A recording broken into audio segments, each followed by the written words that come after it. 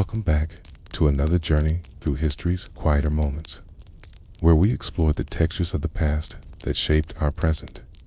Tonight, we're stepping into a world where the rhythm of life was changing forever, where the steady beat of hammers on anvils gave way to the mechanical thunder of steam engines, where centuries-old ways of living crumbled beneath the weight of progress, and where humanity found itself caught between the promise of a better tomorrow and the harsh realities of today. Imagine yourself settling back as we travel to a time when the very air itself told stories thick with coal smoke in the industrial cities, sweet with hay in the countryside that was slowly emptying, heavy with the dreams and struggles of millions whose lives were being transformed by forces beyond their control. This is the story of the Industrial Revolution, not as a series of inventions and dates, but as it was lived, breathed, and endured by ordinary people whose names history has largely forgotten. The year is 1840, and you find yourself standing at the edge of a world in transformation.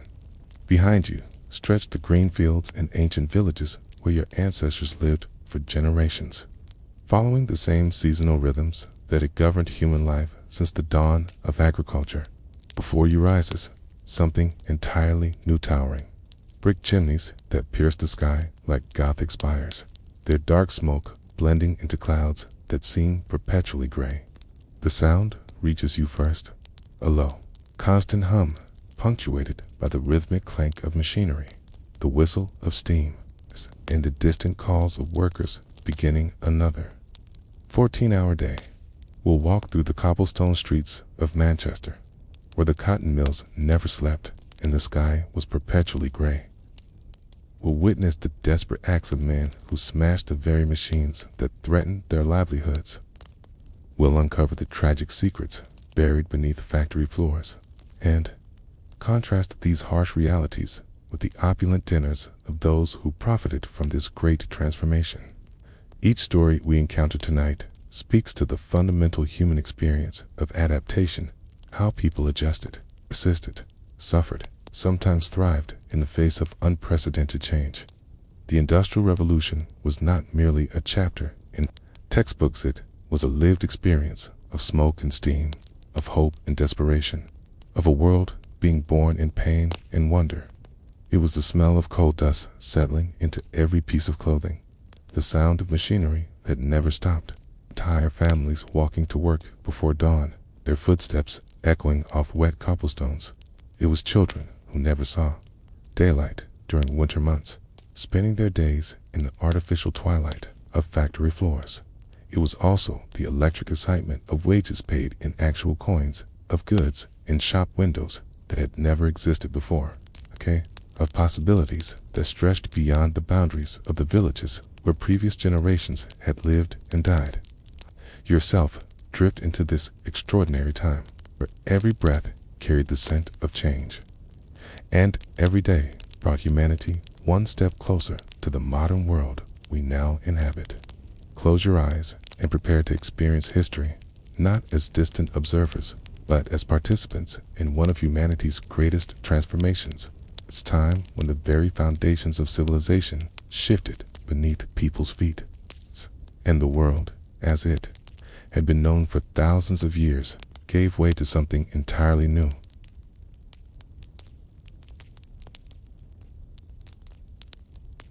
The bells of Manchester ring at 4:30 in the morning, their bronze voices cutting through the darkness like knives through black cloth. Imagine yourself stirring in a narrow bed, pressed against the wall of a cellar room you share with 7 other people, your family, if you're fortunate, strangers bound together by poverty. If you're not, the air in your underground dwelling is thick and stale, carrying the perpetual dampness that seeps through brick walls, never meant to house human beings.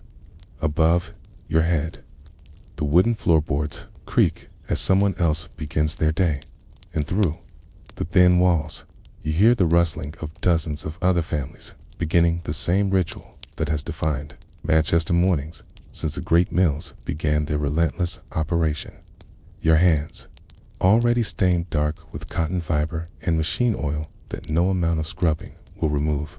Reach for clothes that never fully dry in this perpetually humid city. The fabric feels rough against skin that has grown accustomed to the constant abrasion of industrial life. Your boots, if you're fortunate enough to own them, more heavy with the accumulated grime of factory floors. Their leather cracked from exposure to the chemical dampness that pervades every building in the city. As you dress in the darkness, your fingers automatically navigate the familiar tears and patches, evidence of the daily battle between fabric and the demanding environment of millwork. The streets of Manchester in the pre-dawn hours are alive with a particular kind of energy's thousands of bodies moving in the same direction, creating a human river that flows toward the massive brick structures that dominate the city skyline. The cobblestones beneath your feet are slick with moisture that never seems to evaporate. A combination of industrial discharge, morning dew, and the breath of thousands of workers that hangs in the air like a visible presence. Gas lamps flicker weakly along the main thoroughfares, their pale light creating pools of amber illumination that barely penetrate the perpetual haze of coal smoke that blankets the city as you walk. The sounds of industrial Manchester create a symphony unlike anything heard in human history before this moment. The steady thrum of steam engines provides a bass note that vibrates through the ground and into your bones. Over this foundation, the sharper sounds layer themselves: the rhythmic clank of machinery, the hiss of steam being released, the creak of massive leather belts turning wheels and pulleys. And underneath it all, the constant murmur of human voices, workers calling to each other, supervisors shouting instructions, children crying as they struggle to keep pace with the adults around them. The mill where you work rises before you, like a monument to human ambition and suffering combined. Its red brick walls stretch 5 stories into the gray sky. It's punctuated by hundreds of windows that glow with the artificial light necessary to maintain production during the dark winter months. The building seems to breathe with mechanical life. Steam pours from vents along its sides, and the entire structure vibrates with the power of the engines housed within its walls. At the main entrance, workers flow through massive wooden doors that are thrown open before dawn and remain so until well after dark. A constant stream of human energy feeding the appetite of industrial production inside the mill. The assault on your senses is immediate and overwhelming. The air is thick with cotton fibers that dance in the artificial light like snow that never settles, coating every surface with a fine white dust that you will breathe for the next 14 hours. The noise is beyond description. Hundreds of power looms operating simultaneously create a sound that is felt as much as heard. A physical presence that makes conversation impossible except by shouting directly into someone's ear. The wooden floors vibrate constantly under your feet, worn smooth by the passage of thousands of workers and polished by the oil that drips from the machinery above. Your workstation awaits a series of spinning frames that stretch along the length of the factory floor, each one tended by workers whose movements have become as mechanical and precise as the machines they operate. The cotton fibers move through the machinery in an endless stream, transformed from raw material into thread through a process that requires constant human attention. Your hands move with practiced efficiency, tying broken threads, replacing empty bobbins, adjusting tension, always watching for the signs that indicate when intervention is necessary. Every motion has been refined through repetition until it becomes automatic, allowing your mind to drift while your body performs the familiar dance of industrial labor. The hours pass, marked not at the position of the sun invisible through the thick windows coated with industrial grime, but by the changing quality of light from the gas fixtures and the subtle shifts in the machinery's rhythm as different processes begin and end. At 8 o'clock, a bell signals the first break, and the machinery gradually slows to a stop. The sudden relative silence is almost more shocking than the noise had been. leaving your ears ringing and your body still vibrating sympathetically with the now-quiet machines. Workers move slowly toward the eating area, their movements stiff from hours of repetitive motion. Conversations conducted in the raised voices still necessary even in the comparative quiet. The food available during these brief respites reflects the harsh economics of industrial life. Bread forms the foundation of most meals, thick, dark loaves that provide sustenance, if not pleasure, often spread with drippings or a thin layer of butter for those fortunate enough to afford such luxuries. Tea, when available, is weak and barely warm, but its familiar taste provides a moment of comfort in the harsh environment of factory life. Those workers who can afford it bring small portions of cheese or preserved meat, carefully rationed to last through the long workday. Children, particularly those whose families have recently arrived from the countryside, often show the visible effects of this limited diet, their clothes hanging loose on frames that speak of chronic undernourishment. Their faces pale with the complexion of those who spend their days in artificial light. After the brief break, the machinery roars back to life, and the afternoon shift begins.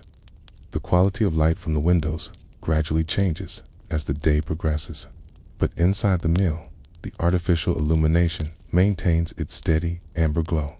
The air grows thicker as the day advances, cotton fibers accumulating in layers that coat every surface and fill the lungs of every person in the building. Workers develop a particular harsh, persistent sound that serves as an auditory reminder of the price paid for industrial employment. The youngest workers, children as small as 6 years old, move between the machinery with a combination of speed and caution that speaks to the deadly, serious nature of their work. Their small size allows them to crawl under moving equipment, to retrieve fallen materials, or to reach into spaces too confined for adult bodies. Tasks that require a level of concentration and awareness that transforms childhood into something entirely different from what previous generations had known. The accident, when it happens, serves as a reminder of the ever-present dangers that defined mill life. The machinery does not stop for human error or mechanical failure. A worker's sleeve caught in moving gears, a moment's inattention near rapidly moving belts, the failure of a safety guard that was never quite adequate to its purpose. The injured worker is quickly removed, and after a brief pause to clean away the evidence, production resumes. These incidents become part of the background reality of industrial life, accepted with the same resignation that previous generations had accepted. Crop failures or harsh winters. The injured, if they survive, often find themselves unable to continue mill work, joining the growing population of those whose bodies bear the permanent marks of industrial employment. As evening approaches, the gas lamps inside the mill burn brighter while the natural light from the windows fades to black. The machinery continues its relentless rhythm, indifferent to the human need for rest or the natural cycles that had governed work for millennia before the Industrial Revolution. Workers' faces, illuminated by the artificial light, showed the accumulated fatigue of the long days, reddened by cotton dust, skin pale from the indoor environment, expressions that reflect the mental exhaustion that comes from hours of repetitive, demanding work performed in an environment that assaults every sense. Finally, as the clock approaches 8 in the evening, the machinery begins to slow. The great leather belts that powered the equipment gradually come to rest, and the deafening noise subsides to the point where human voices can be heard without shouting. Workers clean their stations with practiced efficiency, their movements automatic. After months or years of performing the same NWD ritual, cotton fibers are swept from surfaces, oil is wiped from machinery, and tools are secured in their designated places. The mill floor, which had been alive with constant motion throughout the day, gradually empties as workers file toward the exits. The streets of Manchester, at 8 in the evening, present a scene of human exhaustion and endurance. Thousands of Workers emerge from dozens of mills, their clothes uniformly darkened with industrial residue, their faces bearing the particular pallor of those who spend their days in artificial light. The cobblestones, slick with evening moisture and industrial runoff, reflect the gas lamps in wavering patterns that create an almost dreamlike quality to the scene. Families reunite at factory gates, parents gathering children who have worked alongside them, siblings finding each other in the crowd, couples whose courtship and marriage have been shaped by the rhythms of industrial employment. The journey home takes you through streets that reveal the full impact of industrial development on urban life. Row houses stretch in endless succession, their brick facades darkened by the constant exposure to coal, smoke, and industrial discharge. Windows glow with the warm light of oil lamps or candles, offering glimpses of domestic life that continues despite the demands of millwork. Gardens, where they exist, struggle against a polluted environment, their plants bearing leaves that are often coated with the same dark residue that marks every other surface in the city. The air carries scents that speak to the complexity of industrial life, coal smoke and machine oil mixing with the aromas of cooking food and the ever-present dampness that rises from cellars in poorly drained streets in your cellar room. The evening routine begins with the ritual of attempting to clean away the day's accumulation of industrial residue. Water, when available, is often discolored by the pollution that affects every aspect of city infrastructure. Soap, a luxury for many families, is used sparingly. And the process of washing becomes more a gesture toward cleanliness than its achievement. Children, their energy depleted by the long workday, fall asleep quickly in beds that are often shared by multiple family members. Adults, despite their exhaustion, sometimes gather for quiet conversation, their voices mixing with similar sounds from neighboring dwellings to create a low murmur that serves as Manchester's evening soundtrack. Night in industrial Manchester is never completely dark or quiet. Mills that operate around the clock continue their production, their lighted windows creating geometric patterns against the black sky. The sounds of machinery, muffled by distance and building walls, provide a constant background rhythm that becomes so familiar that its absence would be more noticeable than its presence. Steam engines, feeding the insatiable appetite of industrial production, release periodic clouds of vapor that rise into the darkness like the breath of some massive, sleeping creature. Gas lamps along the main streets flicker throughout the night, their light creating pools of illumination in which late-shift workers and early morning laborers pass like figures in a dream. This is the rhythm of life in industrial Manchester, cycle of work and rest that is dictated not by the natural patterns of sunlight and seasons that have governed human existence for millennia, but by the mechanical demands of industrial production. It is a life measured in 14-hour shifts and 6-day weeks, in wages counted in shillings and pence, in the accumulation of industrial residue that marks every person who participates in this great transformation of human society. It is also a life of unprecedented possibility wages that allow for the purchase of manufactured goods. Social mobility that can lift families from the lowest levels of society for participation in an economic system that is reshaping the world. The contradiction inherent in industrial life simultaneously liberating and oppressive. It's promising and threatening, defines the experience of those who live through this extraordinary period of human history. As the weeks turn into months in industrial Manchester, the rhythm of factory life creates its own peculiar seasons, marked not by the changing colors of leaves or the migration of birds, but by subtle shifts in the quality of millwork and the evolving patterns of urban survival.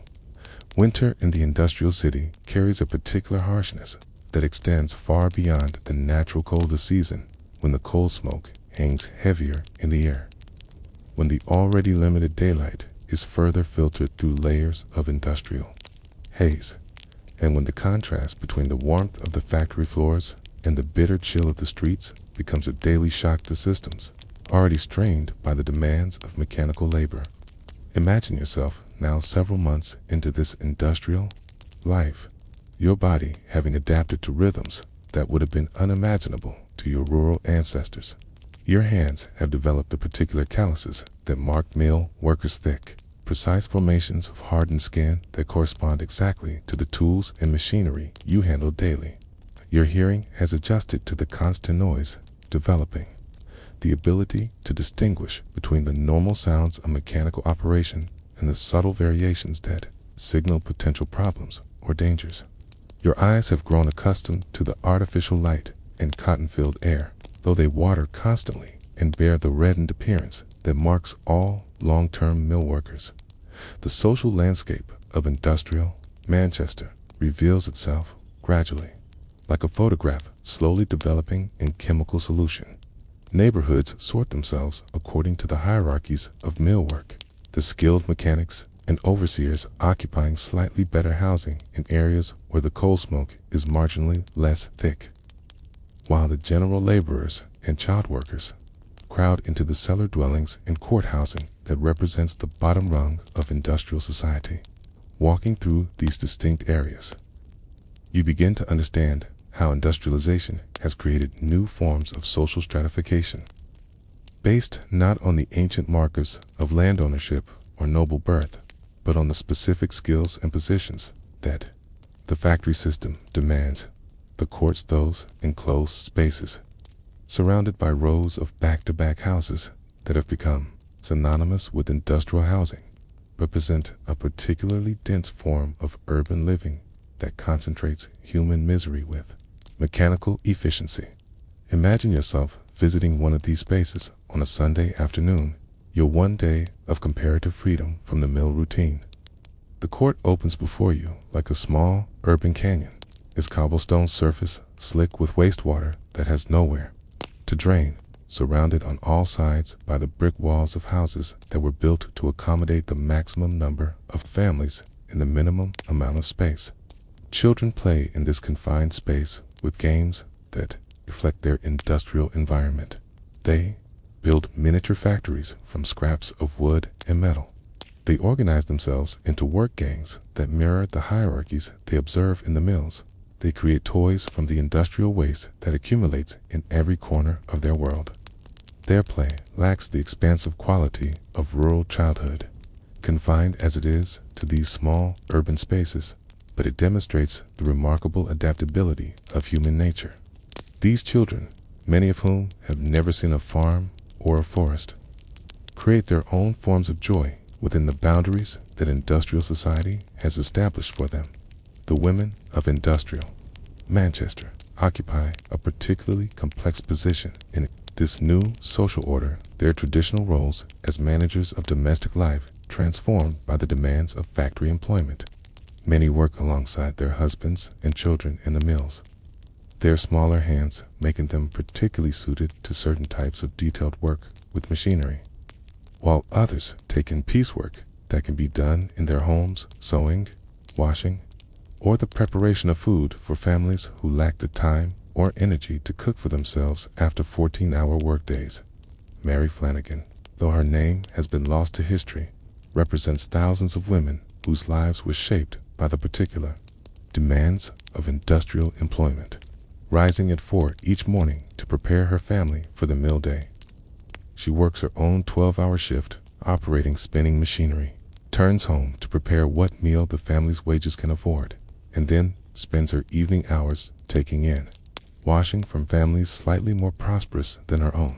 Her hands, like those of her contemporaries, are permanently stained with dyes from the fabrics she handles. It's marked with small scars from industrial accidents and shaped by the repetitive motions that define her working life, the cycle of poverty and survival in industrial Manchester operates with mathematical precision. Wages that seem adequate for basic survival when work is steady become catastrophically insufficient when illness, injury, or economic downturns interrupt the flow of income. Families live with the constant awareness that they are perhaps 2 weeks of missed work away from complete destitution. a reality that shapes every decision about spending, saving, and planning for the future. Children are viewed not as individuals to be nurtured and educated, but as potential sources of additional income whose small hands and quick reflexes make them valuable in the mill economy. The pawn shops that proliferate throughout industrial neighborhoods serve as informal banks for families whose economic lives consist of a constant cycle of temporary surplus and crisis. Wedding rings, family Bibles, Sunday clothes, and household tools move regularly between family use and pawn shop custody, their value fluctuating according to the immediate needs of families navigating the unpredictable economics of wage labor. The pawn shop owners, themselves participants in the industrial economy, understand the rhythms of mill work and adjust their practices accordingly, extending credit when they know wages are coming, calling in debts when they understand that particular mills are reducing their workforce. Sunday in industrial Manchester offers a brief respite from the mechanical rhythm of mill work, but it also reveals the ways in which industrialization has transformed even the traditional patterns of rest and worship. Churches, whose bells once regulated the rhythm of rural life, now compete with the industrial sounds that never completely cease. The mill owners, recognizing the value of a partially rested workforce, generally respect the Sunday closure of major production, but the auxiliary activities of industrial life, the cleaning of machinery, the loading of raw materials, the maintenance of steam engines continue throughout the week without pause. Religious services in industrial Manchester take on a particular character shaped by the realities of mill life. Congregations consist largely of families whose faces bear the uniform pallor of indoor work. Its clothes, no matter how carefully cleaned, retain the subtle marks of industrial employment. The traditional themes of religious instruction: patience in suffering, acceptance of earthly hardships, the promise of future reward, resented differently in the context of industrial employment, where suffering is not the result of natural disaster or divine will, but of specific economic and social arrangements created by human decision. The Methodist chapels that proliferate throughout the industrial districts offer not only spiritual comfort, but practical education in literacy and numerical skills that can improve a worker's position within the mill hierarchy. Sunday schools teach children to read using texts that emphasize moral instruction alongside basic literacy, creating a generation that is more educated than their parents, but still fundamentally shaped by the requirements of industrial employment. The hymns sung in these chapels often speak to themes of endurance and hope that have particular meaning for congregations whose daily lives test both qualities to their limits. Public houses serve a social function in industrial Manchester that extends far beyond the simple provision of alcoholic beverages. They serve as informal employment offices where information about mill openings is shared. It's meeting places where workers can organize social activities and mutual aid societies, and they're spaces where the tensions and frustrations of industrial life can be expressed away from the watchful eyes of mill supervisors. The quality of ale available in these establishments reflects the economic stratification of industrial society. Skilled workers gathering in establishments that offer better food and drink, while general laborers make do with the cheapest available options. The gin palaces, those brightly lit establishments that offer strong spirits at prices that even the poorest mill workers can occasionally afford, represent a darker aspect of industrial social life. The temporary escape they provide from the harsh realities of mill existence comes at a cost that families struggling with basic survival can ill afford. Yet, the psychological pressure of industrial life makes such escapes feel necessary for many workers. The sight of mill workers, their faces temporarily flushed with artificial warmth and their voices raised in song or argument, represents both the human need for joy and release and the tragic circumstances that make such release seem possible only through temporary chemical alteration. Market days in industrial Manchester create a temporary transformation of the urban landscape as streets normally dedicated to the movement of workers and industrial materials, become spaces for the exchange of goods and services that support domestic life. Vendors selling produce brought in from the surrounding countryside compete with sellers of manufactured goods produced in the very mills where their customers work. The irony of mill workers using their wages to purchase textiles produced by labor very much like their own creates a closed economic loop that demonstrates the fundamental structure of industrial capitalism. The true weight of industrial transformation becomes most visible not in the grand statistics of production or the impressive machinery that fills the mills, but in the accumulated small details of human adaptation that mark every person who participates in this great economic experiment. After a year of mill work, imagine yourself standing before a piece of polished metal that serves as a mirror in your cellar dwelling, examining a face that has been fundamentally altered by the experience of industrial employment. Your skin bears the particular pallor of those who spend their days in artificial light, punctuated by the dark stains around, cures, and the creases of your skin where cotton, dust, and machine oil have settled permanently. Your posture has changed, shaped by months of bending over machinery, and your hands have developed not just calluses, but a particular configuration of scars, cuts, and chemical burns that serve as a map of your industrial experience. The children of industrial Manchester undergo transformations that are even more profound. Their growing bodies adapting to requirements that alter not just their appearance, but their fundamental physical development. 10-year-old Thomas Hartwell, though his name, like those of thousands of his contemporaries, has been lost to history, represents the particular tragedy of childhood transformed by industrial necessity. His small frame, originally seen as an advantage in mill work because it allows him to crawl under moving machinery and reach into confined spaces, shows the effects of months spent in artificial environments performing work that requires adult-level concentration and endurance. His spine has developed a permanent curve from hours spent bending over low machinery. His fingers have grown calloused and stained with dyes that no amount of washing can remove. And his eyes bear the strained appearance of those who must focus on detailed work in inadequate light. Thomas rises each morning in the pre-dawn darkness, his body automatically awakening at the hour the mill work has trained it to recognize as the beginning of another day. His breakfast, when available, consists of bread soaked in tea that has been weakened by multiple uses of the same leaves, occasionally supplemented by a small portion of porridge made from the cheapest available grains. The walk to the mill takes him through streets where other children move in the same direction, their faces bearing the same expression of resigned alertness that comes from performing dangerous work while fighting the constant fatigue that defines childhood industrial employment. Inside the mill, Thomas works as a scavenger, responsible for cleaning cotton waste from beneath the moving machinery while the equipment continues to operate. The work requires him to crawl through spaces barely large enough to accommodate his small body, gathering the accumulation of fiber and dust that collects around the base of the spinning frames. The machinery never stops for his presence.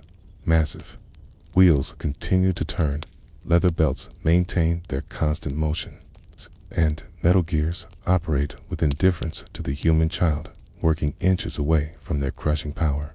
The noise is deafening, making communication impossible except through gestures. And the air is so thick with cotton particles that breathing becomes a conscious effort rather than an automatic function. The accidents that befall children in the mills are accepted as an inevitable cost of industrial production. Dear frequency, creating a grim arithmetic that mill owners factor into their calculations of operational efficiency. When a child's loose clothing is caught by moving machinery, when small fingers are crushed by heavy equipment, when the exhaustion that comes from 14-hour workdays causes a moment's inattention that results in serious injury. The response is swift and practical rather than compassionate. The injured child is removed. Medical attention is provided only if it seems likely to restore working capacity, and production resumes with minimal interruption. Those children who are permanently disabled by mill accidents join the growing population of industrial casualties who survive on charity or family support. Their broken bodies serving as living reminders of the human cost of mechanical efficiency. The education that is available to working children in industrial Manchester reflects the paradoxical nature of a society that requires both literacy and complete submission to industrial discipline. Sunday schools, operated by religious organizations with varying degrees of genuine concern for their students' welfare, provide basic instruction in reading and writing using texts that emphasize moral lessons about obedience, patience, and acceptance of one's station in life. The children who attend these schools arrive already exhausted from 6 days of mill work, their capacity for learning compromised by the physical and mental fatigue that defines their daily existence. The primer books used in these educational efforts reflect the particular requirements of industrial society. Readers that teach basic literacy through stories about good workers who are rewarded for their diligence. Arithmetic books that use examples drawn from mill operations, and moral instruction that emphasizes the virtues most useful to industrial employers: punctuality, obedience, and the acceptance of authority. The children, their minds shaped by months or years of mechanical routine, often struggle with forms of learning that require imagination, creativity, or independent thinking, their intellectual development constrained by the narrow focus that mill work demands. For families who have migrated to Manchester from rural areas, the transformation of their children represents a particularly painful aspect of industrial life. Parents who grew up with the freedom to explore natural environments, to learn through direct experience with animals and plants, to develop their bodies through varied physical activity, must watch their children adapt to an artificial environment that offers none of these opportunities for natural development. The children of industrial Manchester grow up without ever seeing stars clearly through the perpetual haze of coal smoke, without experiencing the changing seasons, except as variations in the difficulty of their daily journey to and from the mills, without developing the diverse physical skills that rural childhood had traditionally provided. The health consequences of industrial employment reveal themselves gradually, creating a population whose physical condition reflects the environmental costs of rapid industrial development. The cotton dust that fills the air of textile mills settles in the lungs of workers, creating respiratory conditions that develop slowly but persist for life. The chemical dyes used in textile production cause skin irritations and discoloration that mark mill workers as clearly as any uniform. The repetitive motions required by machinery create specific patterns of joint damage and muscle strain that leave workers with characteristic physical limitations. Most significantly, the combination of poor nutrition, environmental pollution, and physical stress creates a general decline in health that becomes visible in the shortened life expectancy and increased susceptibility to disease that marks the industrial working population. Women in the mills face particular health challenges related to the demands of combining industrial employment with traditional domestic responsibilities. Many work full shifts in the mills and then return home to care for children, prepare meals, and maintain households under conditions that make such tasks extraordinarily difficult. The physical stress of this double burden, combined with the health impacts of mill work and the nutritional limitations imposed by working-class wages, creates patterns of chronic illness and premature aging that become characteristic of women. In industrial employment, the reproductive health of women mill workers reflects the intersection of industrial chemistry and human biology in ways that the early industrial period was only beginning to understand.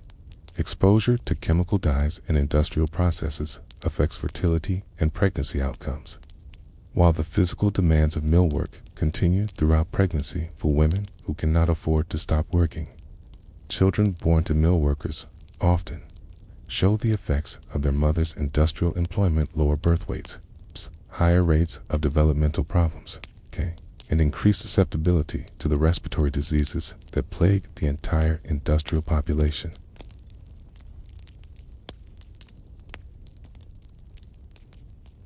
The true weight of industrial transformation becomes most visible not in the grand statistics of production or the impressive machinery that fills the mills, but in the accumulated small details of human adaptation that mark every person who participates in this great economic experiment. After a year of mill work, imagine yourself standing before a piece of polished metal that serves as a mirror in your cellar dwelling, examining a face that has been fundamentally altered by the experience of industrial employment. Your skin bears the particular pallor of those who spend their days in artificial light. It's punctuated by the dark stains around your eyes and in the creases of your skin where cotton, dust, and machine oil have settled permanently. Your posture has changed, shaped by months of bending over machinery, and your hands have developed not just calluses, but a particular configuration of scars, cuts, and chemical burns that serve as a map of your industrial experience. The children of industrial Manchester undergo transformations that are even more profound. Their growing bodies adapting to requirements that alter not just their appearance, but their fundamental physical development. 10-year-old Thomas Hartwell, though his name, like those of thousands of his contemporaries, has been lost to history, represents the particular tragedy of childhood transformed by industrial necessity. His small frame, originally seen as an advantage in mill work because it allows him to crawl under moving machinery and reach into confined spaces, shows the effects of months spent in artificial environments, performing work that requires adult-level concentration and endurance. His spine has developed a permanent curve from hours spent bending over low machinery. His fingers have grown calloused and stained with dyes that no amount of washing can remove. And his eyes bear the strained appearance of those who must focus on detailed work in inadequate light. Thomas rises each morning in the pre-dawn darkness, his body automatically awakening at the hour that mill work has trained it to recognize as the beginning of another day. His breakfast, when available, consists of bread soaked in tea that has been weakened by multiple uses of the same leaves, occasionally supplemented by a small portion of porridge made from the cheapest available grains.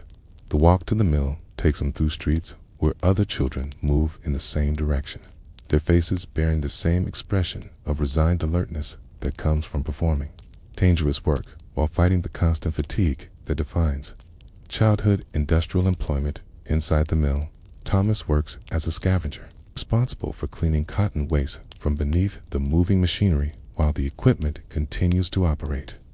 The work requires him to crawl through spaces barely large enough to accommodate his small body, gathering the accumulation of fiber and dust that collects around the base of the spinning frames. The machinery never stops for his presence. Massive wheels continue to turn, leather belts maintain their constant motion, and metal gears operate with indifference to the human child working inches away from their crushing power. The noise is deafening, making communication impossible except through gestures, and the air is so thick with cotton particles that breathing becomes a conscious effort rather than an automatic function. The accidents that befall children in the mills are accepted as an inevitable cost of industrial production, their frequency creating a grim arithmetic that mill owners factor into their calculations of operational efficiency. When a child's loose clothing is caught by moving machinery, when small fingers are crushed by heavy equipment, when the exhaustion that comes from 14-hour workdays causes a moment's inattention that results in serious injury, the response is swift and practical rather than compassionate. The injured child is removed. Medical attention is provided only if it seems likely to restore working capacity, and production resumes with minimal interruption. Those children who are permanently disabled by mill accidents join the growing population of industrial casualties who survive on charity or family support. Their broken bodies serving as living reminders of the human cost of mechanical efficiency. The education that is available to working children in industrial Manchester reflects the paradoxical nature of a society that requires both literacy and complete submission to industrial discipline. Sunday schools, operated by religious organizations with varying degrees of genuine concern for their students' welfare, provide basic instruction in reading and writing, using texts that emphasize moral lessons about obedience, patience, and acceptance of one's station in life. The children who attend these schools arrive already exhausted from 6 days of mill work, their capacity for learning compromised by the physical and mental fatigue that defines their daily existence. The primer books used in these educational efforts reflect the particular requirements of industrial society. Readers that teach basic literacy through stories about good workers who are rewarded for their diligence. Arithmetic books that use examples drawn from mill operations. And moral instruction that emphasizes the virtues most useful to industrial employers: punctuality, obedience, and the acceptance of authority. The children, their minds shaped by months or years of mechanical routine, often struggle with forms of learning that require imagination, creativity, or independent thinking. Their intellectual development constrained by the narrow focus that millwork demands for families who have migrated to Manchester from rural areas. The transformation of their children represents a particularly painful aspect of industrial life. Parents who grew up with the freedom to explore natural environments, to learn through direct experience with animals and plants, to develop their bodies through varied physical activity, must watch their children adapt to an artificial environment that offers none of these opportunities for natural development. The children of industrial Manchester grow up without ever seeing stars clearly through the perpetual haze of coal smoke, without experiencing the changing seasons except as variations in the difficulty of their daily journey to and from the mills, without developing the diverse physical skills that rural childhood had traditionally provided. The health consequences of industrial employment reveal themselves gradually, creating a population whose physical condition reflects the environmental costs of rapid industrial development. The cotton dust that fills the air of textile mills settles in the lungs of workers, creating respiratory conditions that develop slowly but persist for life. The chemical dyes used in textile production cause skin irritations and discoloration that mark mill workers as clearly as any uniform. The repetitive motions required by machinery create specific patterns of joint damage and muscle strain that leave workers with characteristic physical limitations. Most significantly, the combination of poor nutrition, environmental pollution, and physical stress creates a general decline in health that becomes visible in the shortened life expectancy and increased susceptibility to disease that marks the industrial working population. Women in the mills face particular health challenges related to the demands of combining industrial employment with traditional domestic responsibilities. Many work full shifts in the mills and then return home to care for children, prepare meals, and maintain households under conditions that make such tasks extraordinarily difficult. The physical stress of this double burden, combined with the health impacts of millwork and the nutritional limitations imposed by working-class wages, creates patterns of chronic illness and premature aging that become characteristic of women in industrial employment. The reproductive health of women mill workers reflects the intersection of industrial chemistry and human biology in ways that the early industrial period was only beginning to understand. Exposure to chemical dyes in industrial processes affects fertility and pregnancy outcomes, while the physical demands of millwork continue throughout pregnancy for women who cannot afford to stop working. Children born to mill workers often show the effects of their mother's industrial employment: lower birth weights, higher rates of developmental problems, and increased susceptibility to the respiratory diseases that plagued the entire industrial population. The transformation from the rhythmic clatter of hand looms in cottage industries to the mechanical thunder of power looms in factories did not occur without resistance. And nowhere was this resistance more dramatic or more misunderstood than in the movement that came to bear the name of a possibly mythical figure called Ned Ludd. Imagine yourself leaving the smoke-filled streets of Manchester and traveling northwest into the Yorkshire countryside in the early months of 1812, where the winter air carries not just the sharp bite of cold, but something else, a tension that seems to vibrate in the very atmosphere, as if the landscape itself is holding its breath in anticipation of events that will shake the foundations of industrial progress. The rebellion that historians would later call the Luddite movement did not emerge suddenly from nowhere, like a storm breaking without warning across a clear sky. Instead, it grew gradually from the accumulated grievances of skilled craftsmen whose way of life was being systematically destroyed by the mechanical innovations that factory owners celebrated as progress. These were not random acts of violence committed by ignorant peasants afraid of technology, as they would later be portrayed, but calculated acts of economic warfare conducted by highly skilled artisans who understood exactly what they were fighting against and why their traditional livelihoods were disappearing beneath the relentless advance of industrial machinery. The textile workers of Yorkshire, Lancashire, and Nottinghamshire had spent generations perfecting skills that made them among the most accomplished craftsmen in Europe.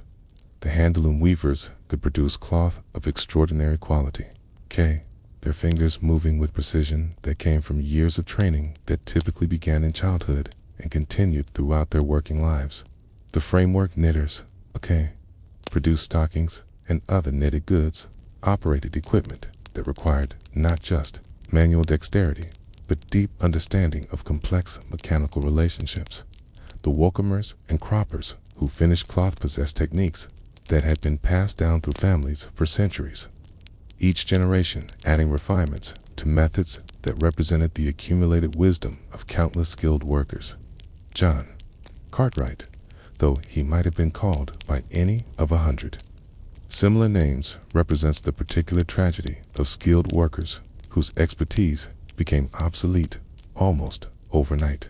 At 43 years old, he possessed hands that could operate a hand loom with such precision that the cloth he produced was sought after by merchants who paid premium prices for the quality that only highly skilled artisans could provide. His cottage, located in one of the small villages that dotted the Yorkshire landscape between the growing industrial cities, contained a loom that had been built by craftsmen whose understanding of wood, metal, and mechanical principles rivaled that of any engineer employed by the new factories. John's day began before dawn, not because factory bells demanded his presence, but because the rhythm of skilled work required careful attention to natural light and the subtle changes in temperature and humidity that affected the behavior of wool and cotton fibers. His breakfast consisted of porridge made from oats grown on local farms, bread baked from wheat that had been ground at the village mill, and ale brewed according to recipes that reflected centuries of local tradition. The food was simple, but substantial, providing the energy necessary for work that demanded both physical endurance and mental concentration throughout the long day ahead. The loom itself represented a marvel of pre-industrial engineering, its wooden frame precisely constructed to maintain the tension necessary for producing even, consistent cloth. Every component had been shaped by hand according to specifications that balanced mechanical efficiency with the requirements of human operation. The hiddles, the shuttles, the tensioning mechanisms element reflected generations of refinement, an improvement that had produced equipment capable of creating textiles that were both beautiful and durable. Operating such equipment required not just technical skill, but an understanding of the subtle relationships between different types of fiber, various weaving patterns, and the countless small adjustments that distinguished masterful work from merely adequate production. As John worked, his movements followed patterns that had become as automatic as breathing, yet each decision about tension, timing, and technique required conscious attention based on years of accumulated experience. The sound of the loom, the the steady rhythm of the shuttle moving back and forth, the soft whisper of threads sliding against each other, occasional creak of wooden components adjusting to the stress of operation created a kind of music that provided both practical information about the quality of work being produced and emotional satisfaction that came from engaging in skilled labor that produced tangible, beautiful results. The cottage industry system that supported workers like John created economic relationships that were fundamentally different from those that would emerge in factory production. John worked not as an employee, but as an independent craftsman who owned his tools, controlled his working schedule, and dealt directly with merchants who purchased his finished cloth. The prices he received varied according to the quality of his work and the demand for particular types of fabric, creating economic incentives that rewarded skill, innovation, and attention to detail. During busy seasons, he might work 14 or 16 hours a day, but the decision to do so was his own, motivated by the opportunity to earn additional income rather than by the demands of factory supervisors. The domestic environment in which this work took place integrated production with family life in ways that industrial employment would make impossible. John's wife, Mary, contributed to the household economy through activities that supported textile production, spinning thread, preparing materials, maintaining the equipment, and managing the domestic tasks that allowed John to focus on the most skilled aspects of cloth production.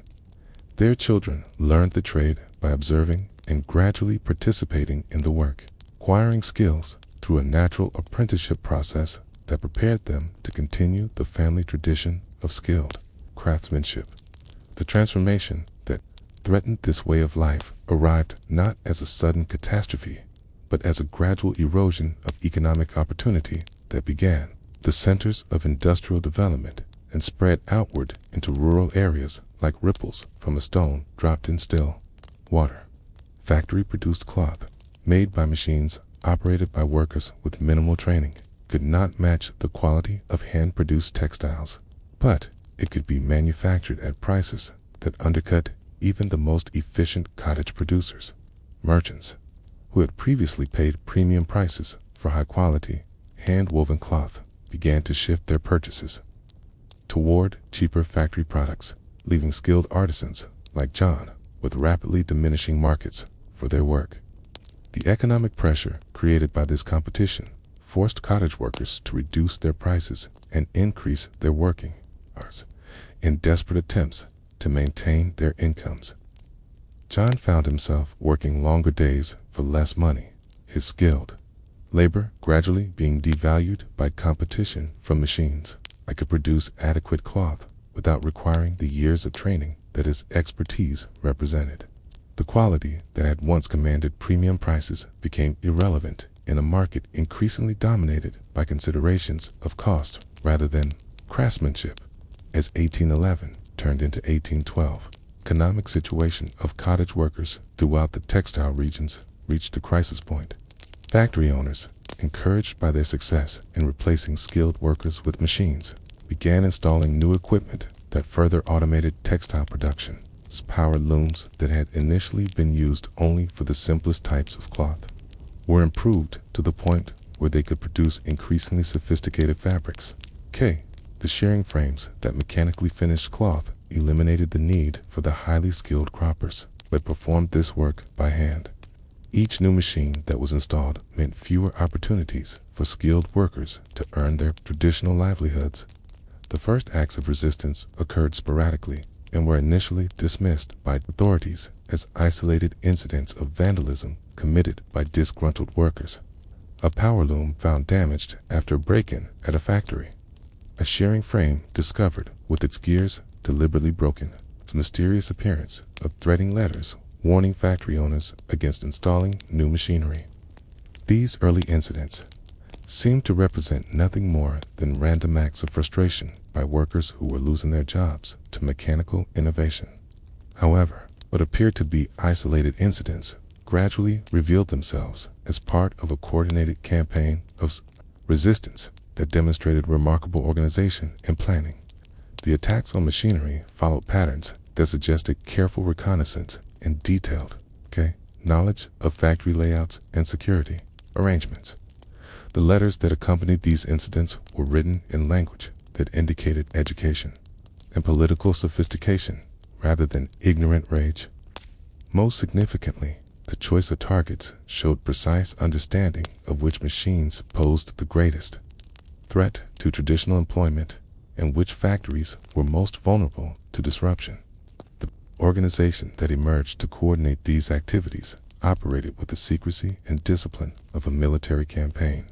Workers in different towns and villages communicated through networks that remained largely invisible to authorities, sharing information about factory operations, coordinating timing of attacks, and providing support for participants who faced arrest or retaliation.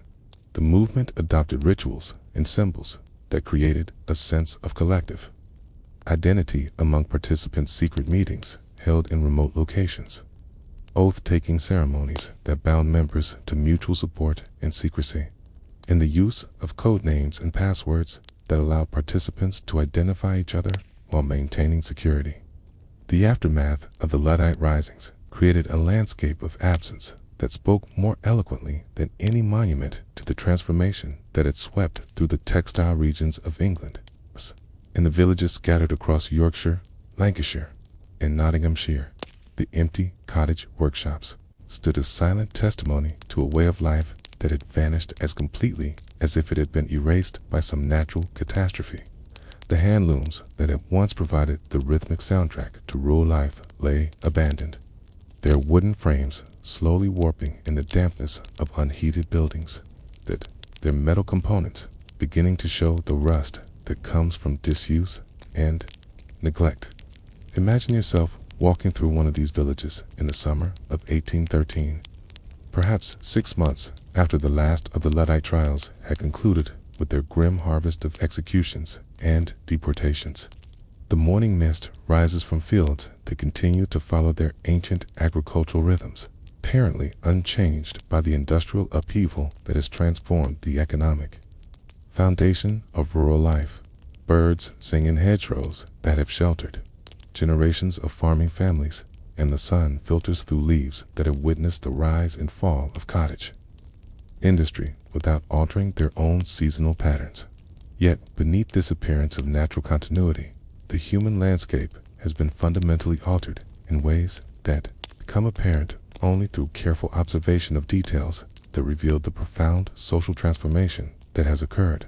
The cottage that once housed the workshop of Thomas Bamford, though his name, like those of so many of his contemporaries, has been lost to the selective memory of official history, now stands with its windows boarded shut, its garden overgrown, with weeds that speak 2 months of abandonment. The building itself remains structurally sound, stone walls and slate roof, testament to the solid craftsmanship of an earlier era. But the absence of smoke from its chimney and the silence that emanates from its interior mark it as clearly as any sign announcing that the life it once contained has ended forever. Inside, if you could peer through the gaps in the boarding that covers the windows, you would see the ghostly remains of an economic system that had supported rural families for centuries. The great loom that had been Thomas's pride and the foundation of his family's prosperity stands abandoned in the main room, its heddles tangled with broken threads that speak to the haste with which work was abandoned when the final orders ceased. Coming, spinning wheels, their mechanisms still functional but no longer needed, gather dust in corners where they were placed. When their operators left to seek employment in the factories that had made their skills obsolete, the carefully organized workspace that had once buzzed with the coordinated activity of family members engaged in various aspects of textile production now serves only as a museum to a vanished way of life. The human cost of this transformation becomes visible in the altered demography of rural communities that had once supported thriving populations of skilled artisans and their families. Church records from this period document a pattern of migration that drained these communities of their most productive members, young men who had learned textile skills from their parents but could no longer practice them in their ancestral villages. Families whose accumulated debts forced them to abandon property that had been in their possession for generations. Children whose education in traditional crafts became worthless when the economic system that had supported such knowledge collapsed beneath the pressure of industrial competition. Mary Bamford, Thomas's widow, represents the particular tragedy of women whose lives were shaped by the intersection of industrial change and traditional gender roles. At 38 years old, she possessed skills that had made her an essential partner in the cottage textile business. She could spin thread with remarkable consistency, operate the simpler types of looms, and manage the complex relationships with merchants and suppliers that had sustained the family's economic independence. The collapse of cottage industry left her not only without income, but without any recognized trade that could provide alternative employment in the new industrial economy. The options available to women like Mary reflected the narrow range of opportunities that industrial society offered to those whose skills had been made obsolete by mechanical innovation. Domestic service, if positions could be found, offered wages that were barely sufficient for survival and working conditions that represented a significant decline from the independence she had enjoyed as a partner in cottage industry. Factory work, though it paid somewhat better than domestic service, required adaptation to forms of discipline and supervision that were fundamentally different from the self-directed labor that had characterized cottage production. Most significantly, it required leaving the rural community where she had spent her entire life and moving to industrial cities where social relationships were governed by economic rather than traditional considerations. The children whose fathers had been executed or transported for their participation in Luddite activities faced particularly difficult circumstances that would shape their entire future development. These families, already impoverished by the loss of traditional employment, now faced the additional burden of supporting themselves without the income that had been provided by the primary breadwinner. The stigma associated with Luddite participation made it difficult for these families to receive assistance from local authorities or traditional charitable organizations, many of which were controlled by the same property-owning interests that had supported the suppression of machine-breaking activities. James Thornton, the 12-year-old son of an executed Luddite, found himself thrust into adult responsibilities, for which his traditional education had provided no preparation. His father's trade as a skilled cloth dresser had been eliminated by the introduction of shearing frames. But James had been expected to learn these same skills through the apprenticeship process that had traditionally passed craft knowledge from generation to generation, with his father dead and the trade itself obsolete. James faced the necessity of finding employment in an industrial economy that offered few opportunities for young people without family connections or capital to invest in business ventures. The factory employment that James eventually obtained represented both survival and defeat survival because it provided the income necessary to prevent his family from complete destitution. Defeat because it meant accepting the very system of industrial production that had destroyed his father's livelihood and ultimately cost him his life, working 14-hour days in a cotton mill for wages that were barely sufficient to support his mother and younger siblings. James experienced directly the irony of industrial development, increased productivity that somehow resulted in decreased prosperity for the workers whose labor made production possible. The psychological impact of this situation extended far beyond the immediate material hardships it created. James and other children in similar circumstances grew up with intimate knowledge of the violence that underlay apparently peaceful economic relationships. They had seen their father's skills dismissed as obsolete, their family's economic security destroyed by decisions made by distant factory owners, their community's traditions of mutual support overwhelmed by the competitive pressures of industrial capitalism. This experience created a generation of workers whose understanding of industrial employment was fundamentally shaped by awareness of the conflict between labor and capital that was often hidden from those who had not witnessed its most dramatic expressions. The transformation of rural communities affected not just the families directly involved in textile production, but the entire network of economic relationships that had supported traditional village life. The blacksmiths who had maintained textile machinery, the carpenters who had built and repaired looms, the merchants who had coordinated the flow of raw materials and finished goods, all found their livelihoods disrupted by the centralization of production in factories that required different types of support services. Villages that had once been economically self-sufficient became increasingly dependent on outside sources of employment and income, fundamentally altering the social relationships that had governed rural life for centuries. The public houses that had served as informal centers of community life in textile villages experienced a particularly dramatic transformation that reflected the broader changes affecting rural society. These establishments had traditionally depended on the custom of skilled artisans who possessed both the income and the leisure time necessary to support social drinking and the various forms of entertainment that accompanied it. Tation and execution of prominent Luddites eliminated some of their most important customers, while the migration of families to industrial centers reduced the population base that had supported their operations. The defeat of the Luddite movement created ripples that extended far beyond the immediate communities where machine breaking had occurred, influencing the development of industrial relations throughout Britain and establishing patterns of conflict and accommodation that would shape the relationship between labor and capital for generations to come. The lessons learned from both the initial success and ultimate failure of organized resistance to mechanization informed the strategies of workers, employers, and government officials as they navigated the ongoing transformation of economic relationships that industrialization demanded.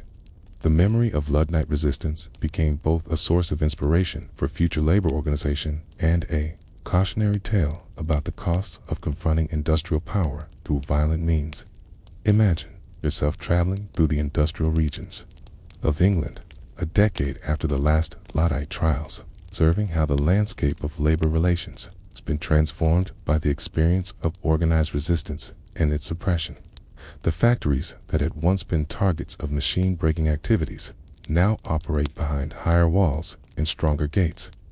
Their owners, having learned that industrial property required protection not just from individual criminals, but from organized groups of workers whose grievances could motivate coordinated action. The presence of security measures, night watchmen, reinforced entrances, and sometimes even small private arsenals serves as visible testimony to the lasting impact that Luddite resistance had on the consciousness of industrial capitalists. The workers who entered these fortified establishments each morning carry with them their own memories and lessons from the Luddite period, though these are rarely expressed in forms that would attract the attention of supervisors or authorities. The older workers, those who had witnessed the trials and executions, pass on their understanding of industrial relations through careful conversations during breaks and quiet discussions in public houses after work. The younger workers, of whom are children of families disrupted by Luddite activities, absorb these lessons through the atmospheric knowledge that shapes working-class consciousness and understanding of power relationships that is communicated through gesture, its tone, and the accumulated wisdom of shared experience. William Hartley, now 28 years old and employed as a spinner in one of Manchester's larger cotton mills, represents the generation of workers whose understanding of industrial employment was fundamentally shaped by knowledge of what had happened to those who had attempted more dramatic forms of resistance. His father had been a framework knitter, whose livelihood had been destroyed by the introduction of wide stocking frames, but who had avoided involvement in machine-breaking activities through a combination of caution and good fortune. William's approach to industrial employment reflects his family history, a careful balance between acceptance of current conditions and maintenance of the critical consciousness that recognizes exploitation even when it cannot be effectively resisted. William's workday begins, like that of his fellow workers, with the recognition that he is entering an environment where the fundamental relationship is one of subordination to mechanical requirements and managerial authority. However, his understanding of this relationship is informed by knowledge that such arrangements are not natural or inevitable, but are the result of specific historical developments that could potentially be altered through collective action. This awareness creates a particular form of consciousness that distinguishes workers who have inherited memories of resistance from those who accept industrial employment as simply the natural order of things.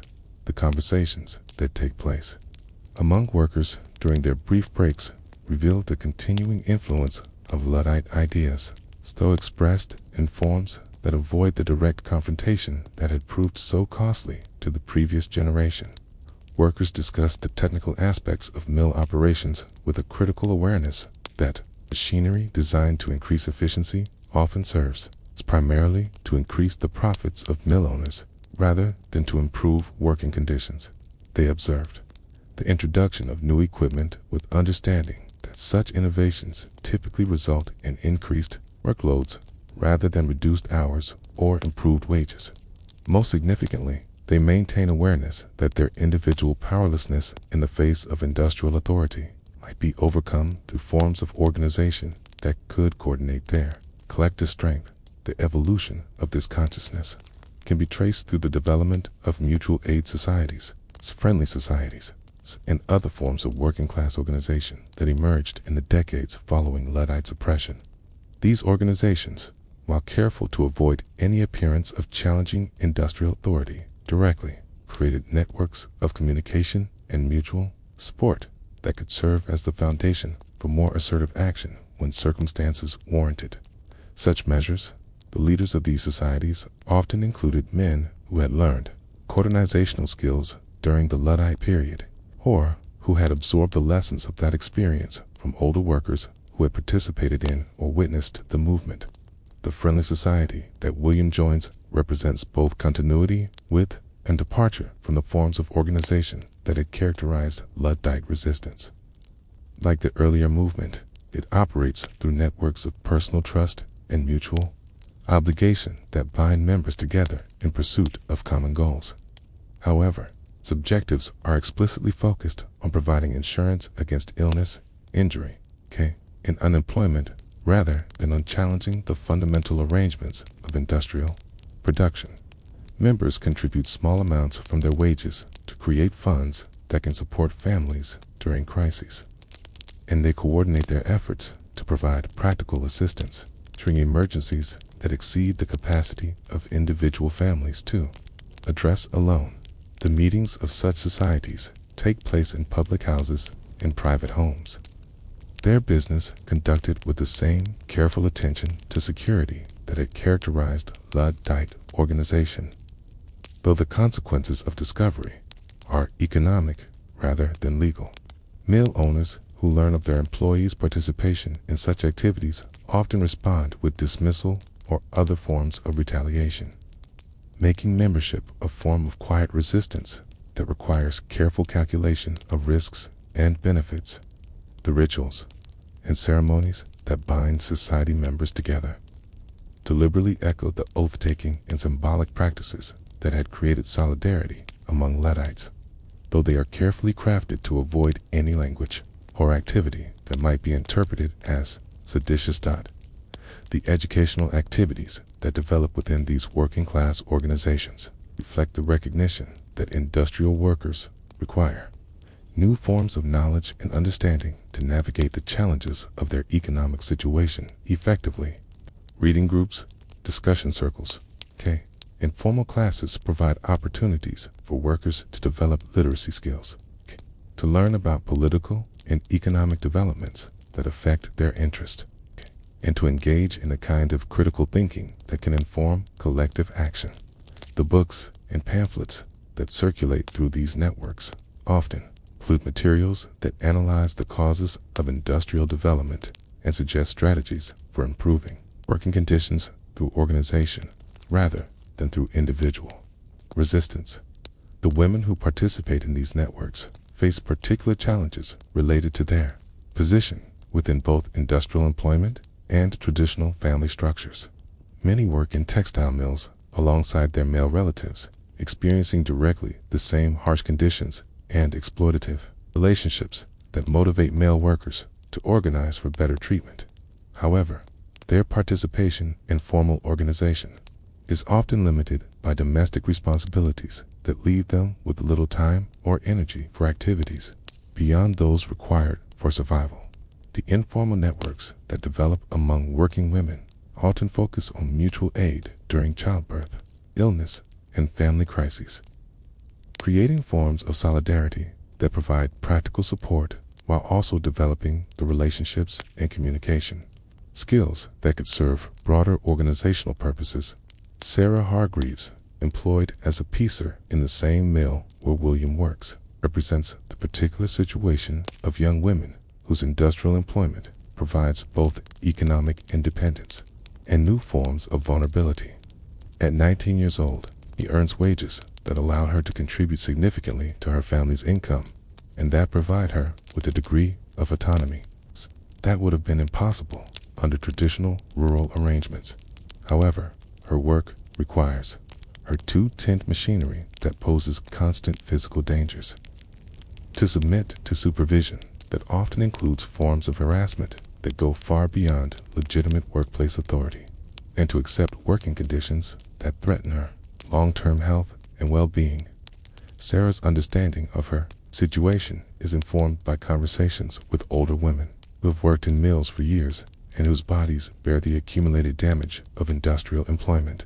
She observes the respiratory problems that affect workers who have been exposed to cotton dust for extended periods, the joint damage that results from repetitive motions performed under stressful conditions, and the premature aging that seems to characterize women who combine mill work with domestic responsibilities.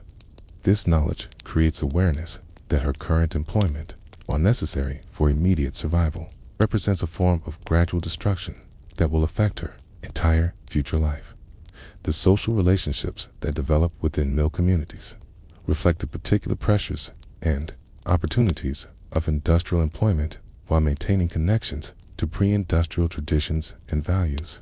Courtship and marriage among mill workers take place within the context of shared work experience that creates forms of understanding and mutual support that differ significantly from traditional rural patterns.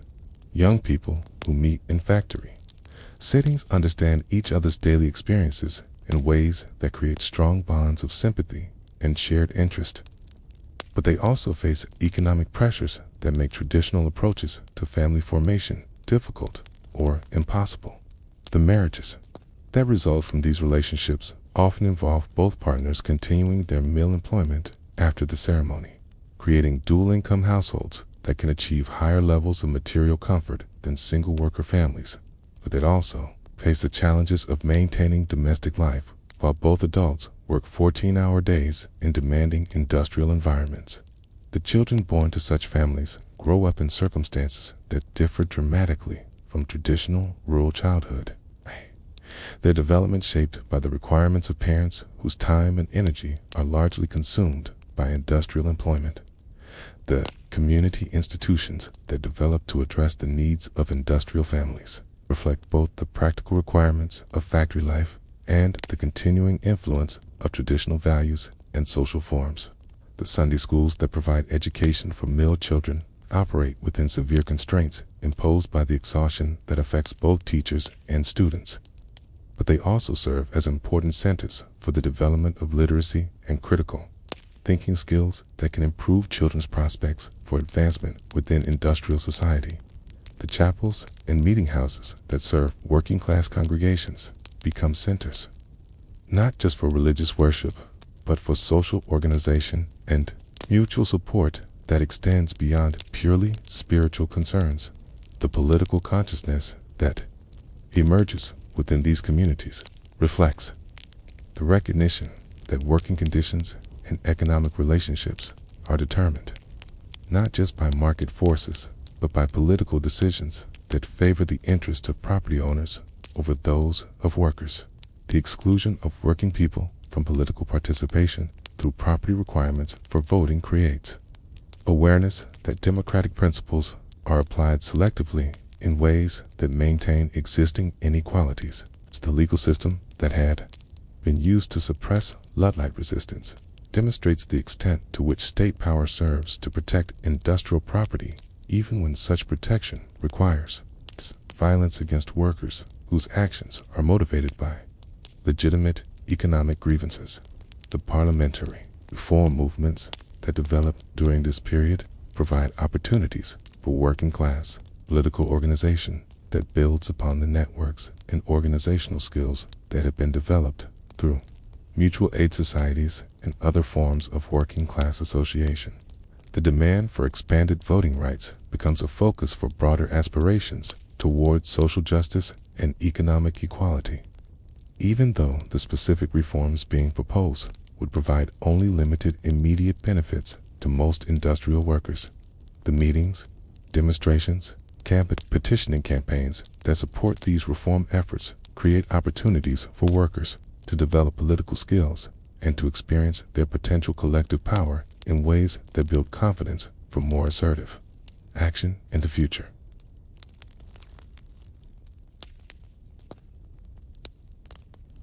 In the autumn of 1833, a parliamentary commission investigating conditions in textile factories began uncovering evidence that would shock even those members of parliament who considered themselves well informed about the realities of industrial employment. The testimonies they collected from mill workers, medical practitioners, and factory inspectors painted a picture of systematic brutality that seemed to contradict the narrative of industrial progress that had been used to justify the rapid expansion of manufacturing throughout Britain.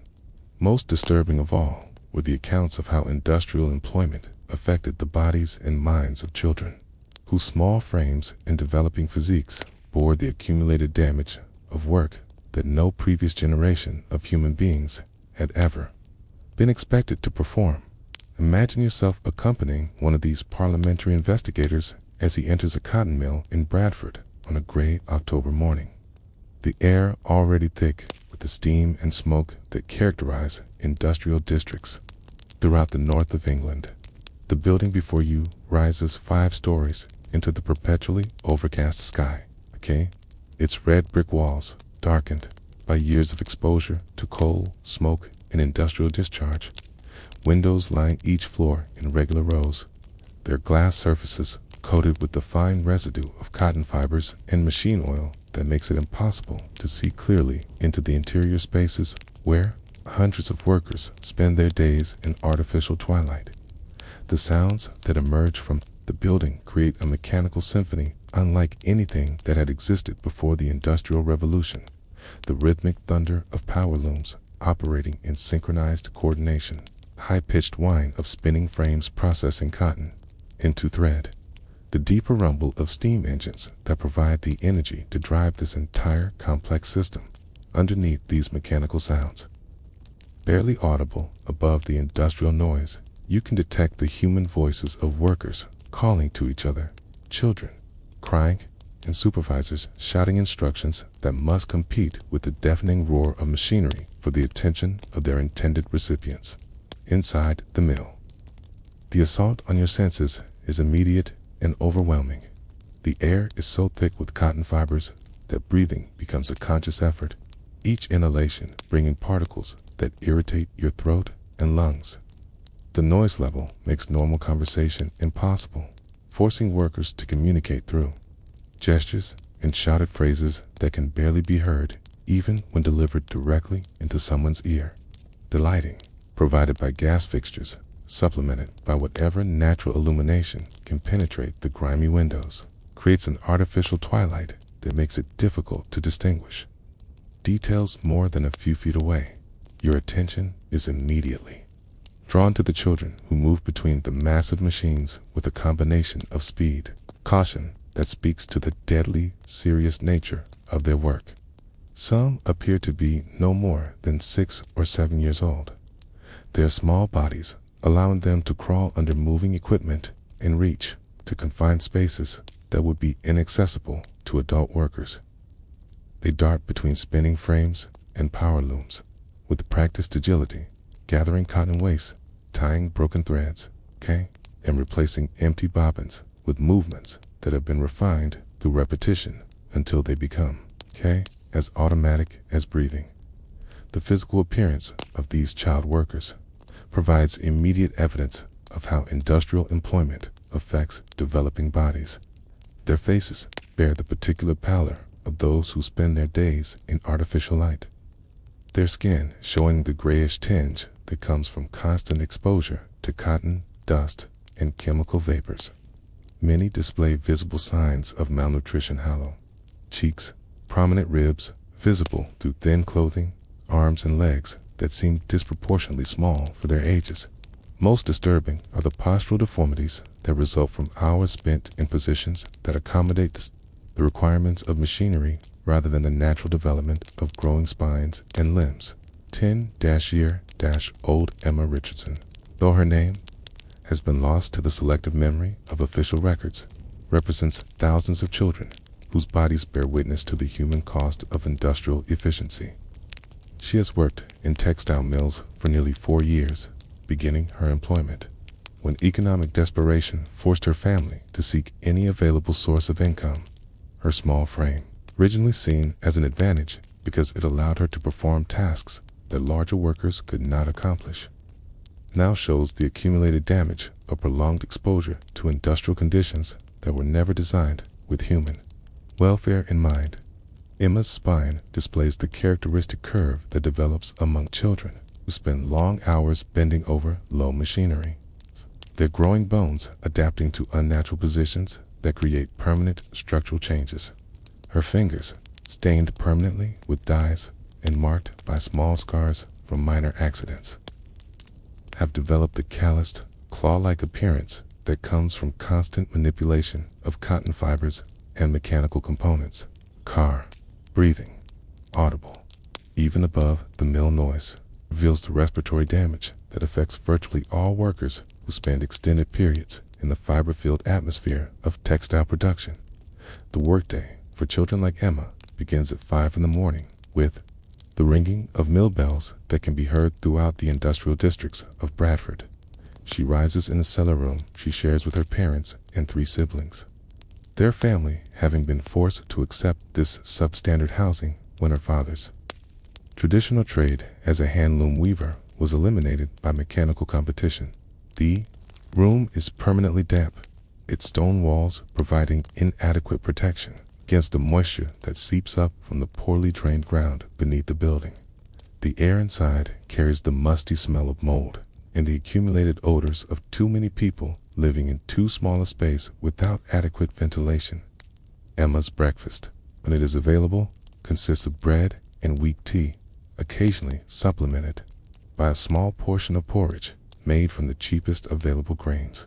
The family's economic situation allows for little more than basic subsistence here, and even this minimal diet sometimes exceeds their resources.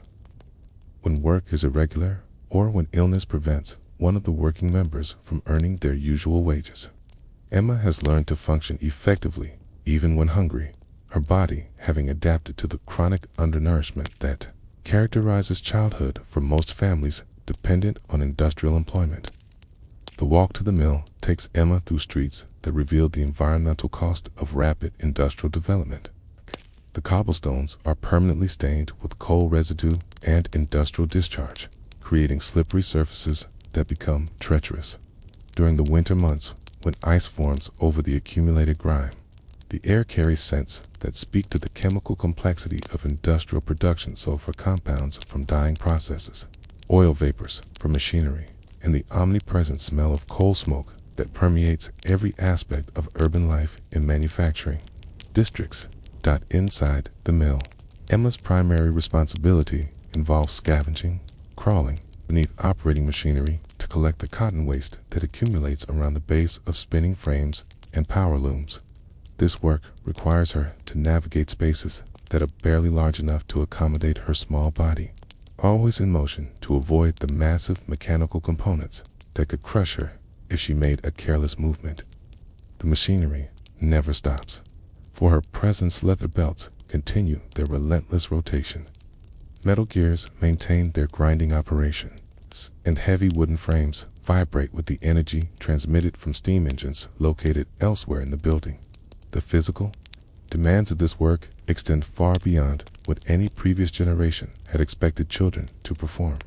Emma must maintain constant alertness to avoid accidents that could result in serious injury or death, while simultaneously performing detailed tasks that require manual dexterity and hand-eye coordination.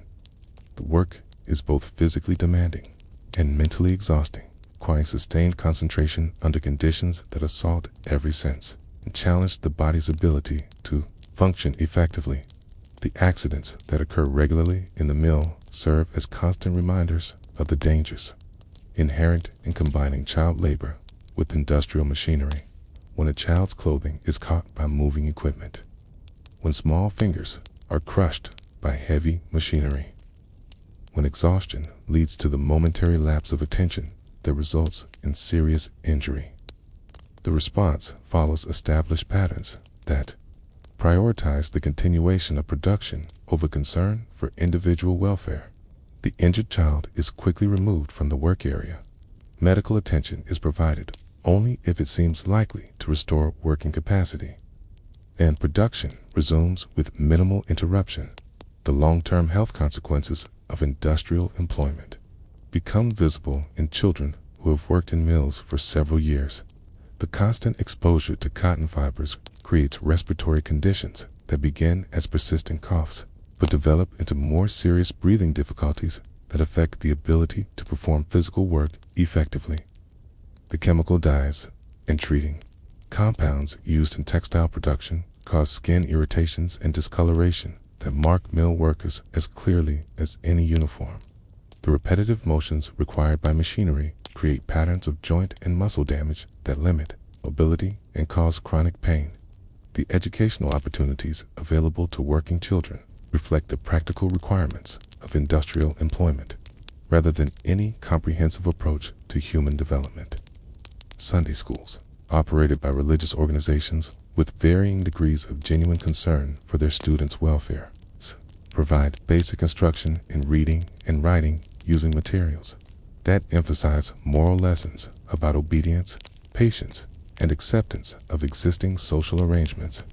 The children who attend these schools arrive already exhausted from 6 days of industrial work, their capacity for learning compromised by the physical and mental fatigue that defines their daily existence. The primers and textbooks used in these educational efforts reflect the particular needs of industrial society, rather than traditional approaches to childhood development. Reading lessons use examples drawn from mill operations and factory discipline.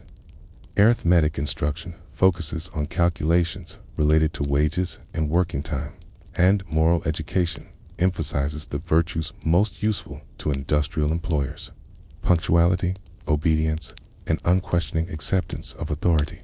The children, their minds shaped by months or years of mechanical routine, often struggle with forms of learning that require imagination, creativity, or independent thinking.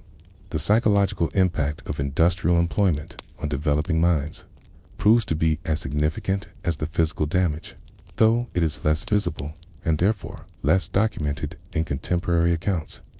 Children who spend their formative years in environments that demand constant submission to mechanical requirements and supervisory authority develop patterns of thinking and behavior that reflect these early experiences. The creativity and curiosity that characterize healthy childhood development become liabilities in industrial settings that reward conformity and punish any deviation from prescribed routines. The social relationships that develop among child workers reflect both their shared experience of difficult conditions and the competitive atmosphere that mill owners liberally foster to maintain productivity. Friendships form between children who help each other during moments of weakness or confusion, who share techniques for performing dangerous tasks more safely, and who provide emotional support during the particularly difficult periods that mark every child's industrial experience. However, Relationships are complicated by the fact that mill management often rewards children who report on their fellow. The true extent of child mortality in industrial Britain only became apparent when investigators began systematically examining burial records, factory employment logs, and the testimonies of families who had lost children to industrial accidents and occupational diseases. What they discovered was a pattern of death that had been largely invisible to public consciousness because it occurred gradually among populations whose suffering was rarely documented in official records, and in communities where early death had become so common that it was accepted as an inevitable part of industrial life. The children who died in mills and factories were buried in unmarked graves or in sections of churchyards reserved for the poor, their brief lives commemorated only in the memories of families who often lacked the literacy skills necessary to preserve written records of their loss. Imagine yourself standing in the cemetery behind St. Mark's Church in Bradford, where the industrial grime has settled over weathered headstones like a gray shroud that obscures the names and dates, carved into stone that was never intended to bear such a burden of sorrow. The section reserved for pauper burials stretches across a hillside that overlooks the smoking chimneys of the textile mills where many of the deceased had spent their brief working lives. Here, in graves marked only by rough wooden crosses or simple stone markers, lie the remains of children whose deaths were recorded in parish registers with the start of mutation, mill, accident, or factory fever, or simply consumption euphemisms that concealed the specific industrial causes of their early demise. The investigation that began to uncover this hidden mortality was conducted not by government officials, but by a small group of physicians, clergymen, and social reformers who had become concerned about the health conditions they observed in industrial districts. Dr. Richard Sadler, Bradford physician whose practice included many mill workers and their families, began keeping detailed records of the industrial causes of illness and death among his patients. His medical journals, preserved in local archives, provide a systematic documentation of how industrial employment affected human health that was far more comprehensive than any official statistics from the period. Dr. Sadler's records reveal that children who worked in textile mills were 3 times more likely to die before reaching adulthood than children from non-industrial families. Even when controlling for the effects of poverty and poor living conditions that affected the entire working class population, the specific causes of death reflected the particular hazards of mill work: respiratory diseases caused by inhaling cotton fibers and chemical vapors, injuries from accidents involving moving machinery, and various forms of systemic illness that seemed to result from the combination of poor nutrition, environmental pollution, and physical stress that characterized industrial employment. The case of 7-year-old Margaret Whitfield, documented in Dr. Sadler's journal with the clinical precision that characterized his approach to recording industrial health problems, illustrates the typical progression of illness among mill children. Margaret had begun working as a piecer in Hartwell's mill at the age of 5, her small hands making her particularly suitable for tying broken threads and replacing bobbins on spinning frames. For nearly 2 years, she had appeared to adapt successfully to mill work, earning wages that provided crucial support for her family's survival and demonstrating the quick flexes and careful attention that mill work required. The first signs of serious health problems appeared as a persistent cough that developed during the winter months of 1834. Initially dismissed by both family and supervisors as a common seasonal ailment that would resolve itself with warmer weather. However, the cough persisted and gradually worsened, accompanied by breathing difficulties that made it increasingly difficult for Margaret to perform the physical demands of mill work.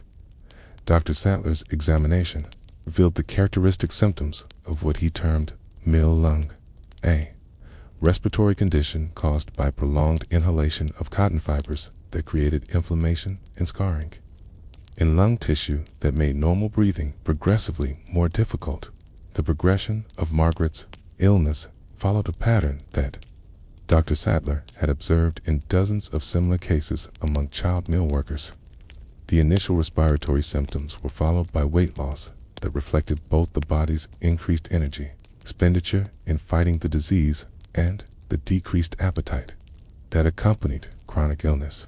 As her condition worsened, Margaret became unable to maintain the pace of work that mill employment required, leading to reduced wages that created additional stress for a family already struggling with economic insecurity. The medical treatment available to working-class families during this period was extremely limited, reflecting both the rudimentary state of medical knowledge about occupational diseases and the economic reality that comprehensive medical care was beyond the reach of mill workers' wages. Dr. Sadler could offer symptomatic relief through various herbal preparations and general advice about rest and nutrition, but he lacked effective treatments for the underlying lung damage that made recovery impossible. Most significantly, could not address the fundamental cause of the disease, Margaret's continued exposure to the industrial environment that was destroying her respiratory system.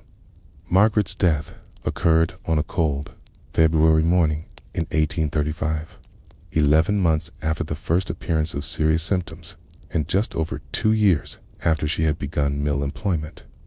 Her family, devastated by the loss and facing the additional financial crisis created by the loss of her wages, were forced to arrange for burial in the pauper section of the local cemetery.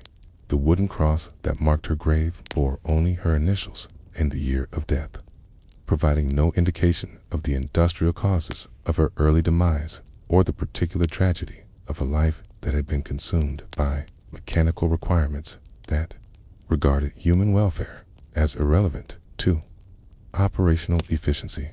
The pattern of child mortality that Margaret's case exemplified was replicated throughout the industrial districts of Britain, creating a demographic catastrophe that was largely invisible to public consciousness because it occurred among populations whose suffering was rarely documented in mainstream media or official records.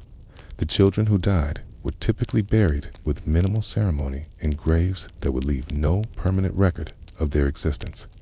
Their brief lives documented only in parish registers that recorded deaths without investigating causes, or in family memories that were often lost when poverty forced migration to different communities.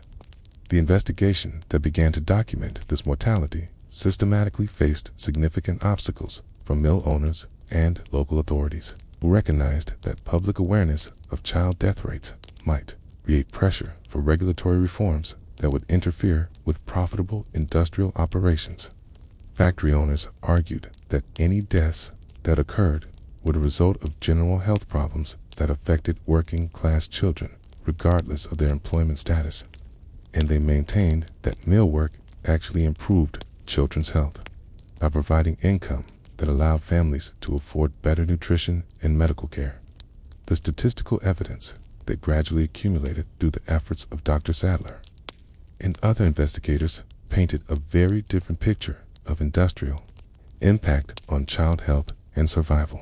Cemetery records from industrial districts showed death rates among children aged 5 to 15 that were significantly higher than corresponding rates in agricultural areas, even when controlling for general economic and social conditions.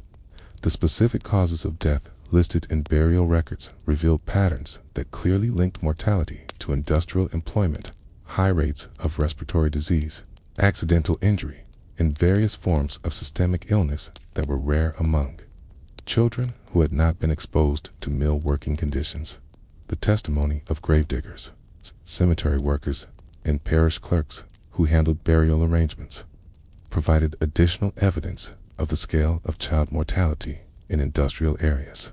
These men, whose daily work brought them into direct contact with the consequences of industrial employment, reported burial rates among mill children that far exceeded anything they had observed in pre-industrial periods or communities that remained largely agricultural.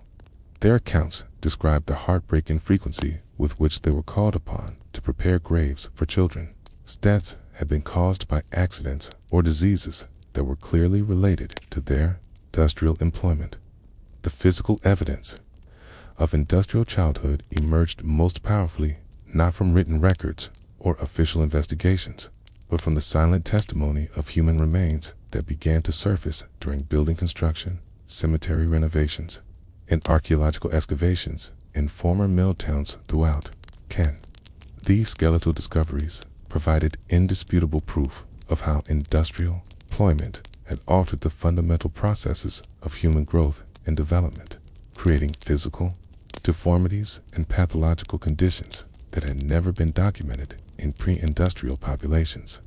The bones themselves became witnesses to experiences that their owners had been unable to describe, speaking across decades and centuries to reveal the true cost of industrial progress measured in stunted growth, traumatic injuries, and premature death. Imagine yourself standing in the basement of what was once the Bradford Natural History Museum, where Dr. William Thornton has arranged a collection of skeletal remains discovered during the demolition of 19th century mill housing in the 1960s. The bones rest on examination tables under bright electric lights that reveal details that would have been impossible to detect in the gaslit conditions under which the original owners of these remains had lived and died. Each skeleton tells a story of adaptation and damage of human biology forced to accommodate requirements that had never existed in the evolutionary history of our species.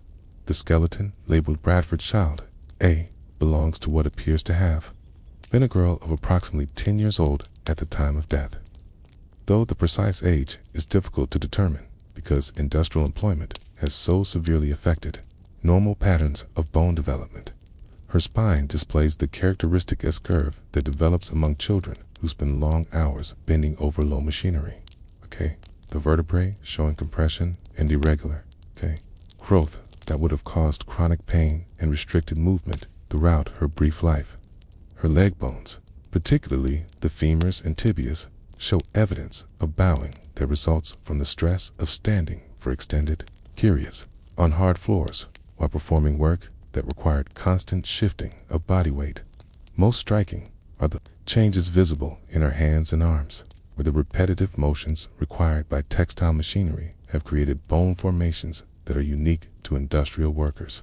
The finger bones show enlargement at joint surfaces that reflects the mechanical stress of constant gripping and manipulation of cotton fibers and mechanical components.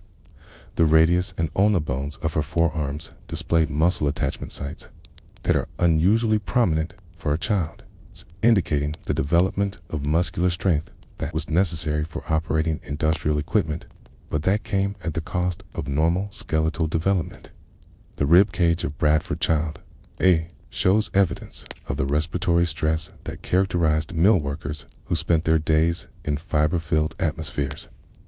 Several ribs display thickening that suggests chronic inflammation caused by prolonged inhalation of cotton particles, while the overall configuration of the chest cavity appears compressed in ways that would have restricted lung capacity. The sternum shows signs of premature fusion that typically occurs when growing bones are subjected to constant respiratory stress, creating a chest structure that was adapted to labored breathing rather than the normal respiratory patterns of healthy childhood. Dr. Thornton's examination reveals that virtually every major bone group in Bradford Child A's skeleton shows evidence of industrial impact. Her skull displays the flattened appearance that develops among children who suffer from chronic malnutrition during crucial growth periods, while her teeth show the characteristic patterns of wear and decay that resulted from the poor diet and inadequate dental care that characterized working-class life in industrial cities. Even her pelvic bones, despite her young age, show early signs of the deformities that would have made childbirth difficult or impossible had she survived to adulthood. The second skeleton, labeled Bradford Child B, appears to represent a boy of approximately 8 years old whose death was probably caused by traumatic injury rather than chronic disease. His left arm shows evidence of a severe fracture that was never properly set, resulting in a malformed limb that would have been partially useless for the remainder of his brief life. The pattern of bone healing suggests that he continued working after the injury, his skeleton adapting to accommodate the disabilities created by industrial accident while still meeting the demands of mill employment.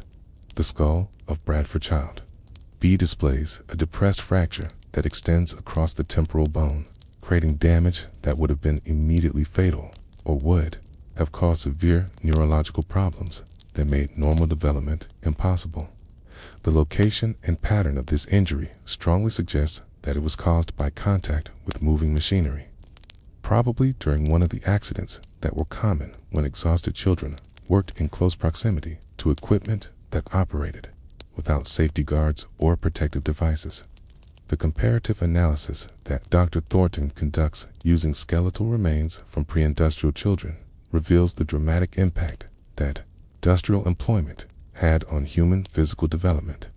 Children buried in rural churchyards during the same historical period show none of the spinal deformities, joint damage, or traumatic injuries that characterized the mill children. Despite experiencing similar levels of poverty and nutritional limitation, the difference in bone density, growth patterns, and overall skeletal development provides clear evidence that industrial working conditions created health problems that were entirely distinct from those associated with general social and economic disadvantage. That the chemical analysis of bone tissue from industrial-era children reveals additional evidence of environmental exposure that is unique to manufacturing districts. High levels of lead, mercury, and other toxic substances appear in bone samples from mill children at concentrations that would be considered dangerous by modern standards. These heavy metals, which entered children's bodies through contaminated air, water, and food, accumulated in bone tissue throughout their brief lives, creating poisoning that contributed to developmental problems and early death. The isotopic analysis of teeth from industrial children provides information about their diet and mobility patterns that supplements the evidence available from written records. The chemical signatures preserved in dental enamel revealed that many mill children had been born in rural areas and had migrated to industrial cities at young ages, their bodies showing the nutritional stress associated with this transition from agricultural to industrial life. The patterns of isotopic variation within individual teeth document periods of severe nutritional deprivation that correspond to economic downturns and seasonal variations in food availability. The discovery of mass burial sites associated with industrial epidemics has provided additional evidence of how mill working conditions affected child mortality during health crises. During cholera outbreaks and other infectious disease epidemics, children who worked in mills died at rates that far exceeded those of children who were not exposed to industrial working conditions. The overcrowded, poorly ventilated factory buildings and the residential districts where mill workers lived created ideal conditions for disease transmission, while the physical stress of industrial employment compromised immune system function in ways that made children particularly vulnerable to infectious illness. The skeletal evidence from these mass burial sites reveals that mill children who died during epidemics often showed signs of pre-existing health problems that made them unable to survive diseases that healthy children might have overcome. Their bones display evidence of chronic malnutrition, respiratory disease, and various forms of systemic illness that had weakened their bodies before the epidemic diseases delivered the final blow. The age distribution of epidemic victims shows a disproportionate concentration among children who had been working in mills for more than a year, suggesting that the cumulative effects of industrial employment created vulnerabilities that increased mortality risk during health crises.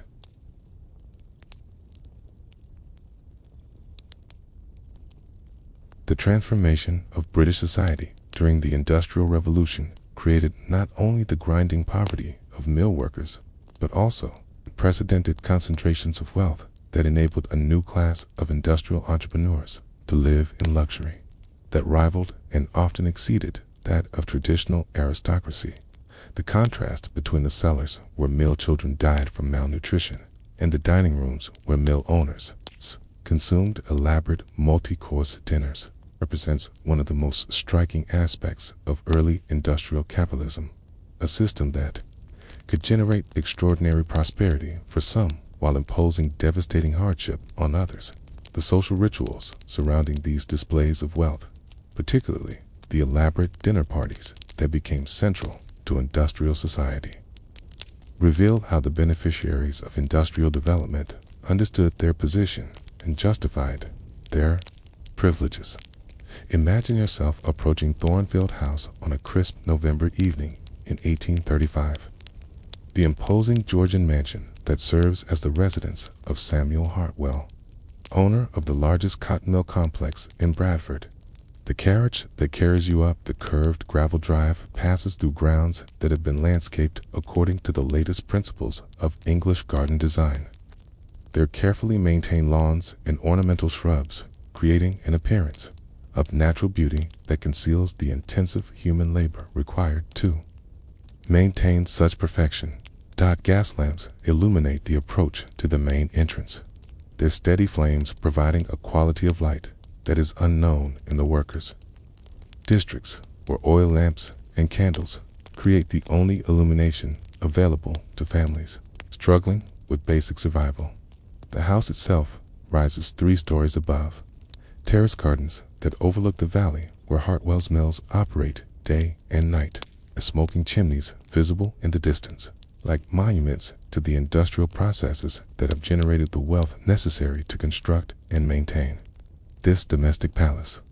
The architectural style reflects the confident prosperity of successful manufacturers who seek to demonstrate their social status through displays that rival those of landed gentry, though the decorative elements often reveal the industrial sources of their wealth through subtle incorporations of textile motifs and mechanical imagery. This particular evening marks the annual dinner that Samuel Hartwell hosts for fellow mill owners, local merchants, and the handful of government officials whose political support is essential for maintaining the regulatory environment that permits profitable industrial operations. The guest list reads like a directory of industrial wealthmen whose names appear on mill gates, factory chimneys, and the letterheads of companies that control the economic life of entire regions. They arrive in carriages that reflect their prosperity, their wives displaying jewelry and clothing that demonstrate the luxury that industrial profits can provide for those who own the means of production. The dining room where this gathering takes place has been designed to accommodate the social requirements of industrial entertaining. Its long mahogany table, capable of seating 24 guests, in chairs that were crafted by artisans whose skills represent the finest traditions of English furniture making.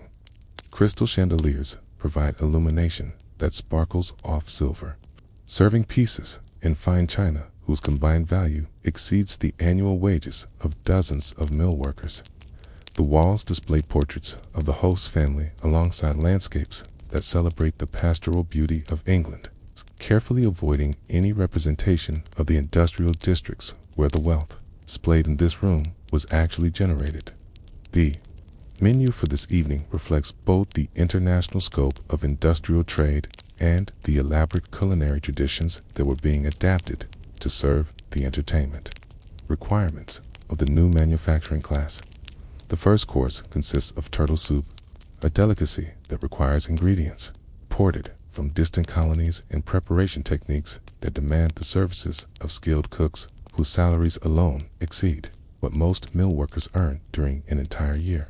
The complexity of the dish's lengthy preparation time, expensive ingredients, and the specialized knowledge required for its proper execution makes it an ideal symbol of the leisure and abundance that industrial profits can provide for those who control the system of production. The conversation that accompanies this first course reveals the particular concerns and perspectives that shaped the worldview of industrial entrepreneurs during this period of rapid economic change. Samuel Hartwell describes his recent negotiations with cotton suppliers in America, where plantation owners are expanding production to meet the growing demands of British textile manufacturing. His account of these business relationships makes no mention of the slave labor that produces the raw materials for his mills. though the profits generated by this terra-national system of exploitation are clearly visible in the luxury that surrounds his dinner guest. The months that followed the November dinner revealed how the social relationships established among industrial elites create networks of mutual support and shared interests that extend far beyond occasional entertainment into systematic coordination of political influence, business strategy, and social control. The private correspondence between mill owners, their partnerships in various commercial ventures, and their collective responses to challenges from workers or reformers demonstrate how individual wealth accumulation becomes institutionalized into class power that can shape the broader development of industrial society according to the interests of those who control the means of production. Imagine yourself examining the private papers of Samuel Hartwell, discovered decades later in the library of Thornfield's house, and providing intimate glimpses into the daily concerns and long-term strategies of a successful industrial entrepreneur. These documents reveal a man whose public persona as a respectable manufacturer, concerned with community welfare, conceals private calculations that prioritize profit maximization over any consideration of human cost, and whose business correspondence discusses workers as units of production, whose welfare matters only insofar as it affects their productivity and compliance with factory discipline. Letter dated December 15th, 1835. From Hartwell to his business partner discusses strategies for reducing labor costs during the upcoming winter months when increased heating expenses typically cut into mill profits. The proposed solution involves reducing the number of heating hours in factory buildings and increasing production quotas to maintain worker body heat through intensified physical activity. The correspondence demonstrates no awareness that such measures might create health problems for workers, and indeed suggests that any complaints about working conditions should be met with threats of dismissal during a season when alternative employment opportunities are extremely limited. The casual cruelty revealed in such business communications contrasts sharply with the philanthropic activities that mill owners pursue as part of their public presentation as responsible community leaders. Hartwell's charitable contributions during 1835 include significant donations to the Bradford Infirmary, the Methodist Sunday School Society, and a fund for the relief of deserving poor families in the district. However, examination of the conditions attached to such charitable giving reveals that recipients are typically required to demonstrate good moral character, regular church attendance, and abstinence from political activities that might challenge existing economic arrangements. The selection criteria for charitable assistance effectively exclude families whose breadwinners have been involved in labor organizing, strike activities, or other forms of resistance to mill authority. The result is a system of selective benevolence that rewards compliance while punishing any attempt to challenge the industrial relationships that create the poverty that charity claims to address. The mill owners who fund such charitable activities understand perfectly well that their donations serve both humanitarian and political purposes, creating grateful dependence while demonstrating the social responsibility that justifies their continued control over industrial wealth. The business partnerships that develop among mill owners during this period create coordinated strategies for managing labor relations that go far beyond individual employer decisions about wages and working conditions. A consortium formed by Hartwell and 5 other major mill owners establishes shared policies for responding to worker demands, maintaining blacklists of employees who have participated in organizing activities, and coordinating production scheduling to minimize the impact of strikes or other forms of labor protest. These collaborative arrangements demonstrate how individual capitalists can pool their resources to create collective power that far exceeds what any single employer could exercise alone.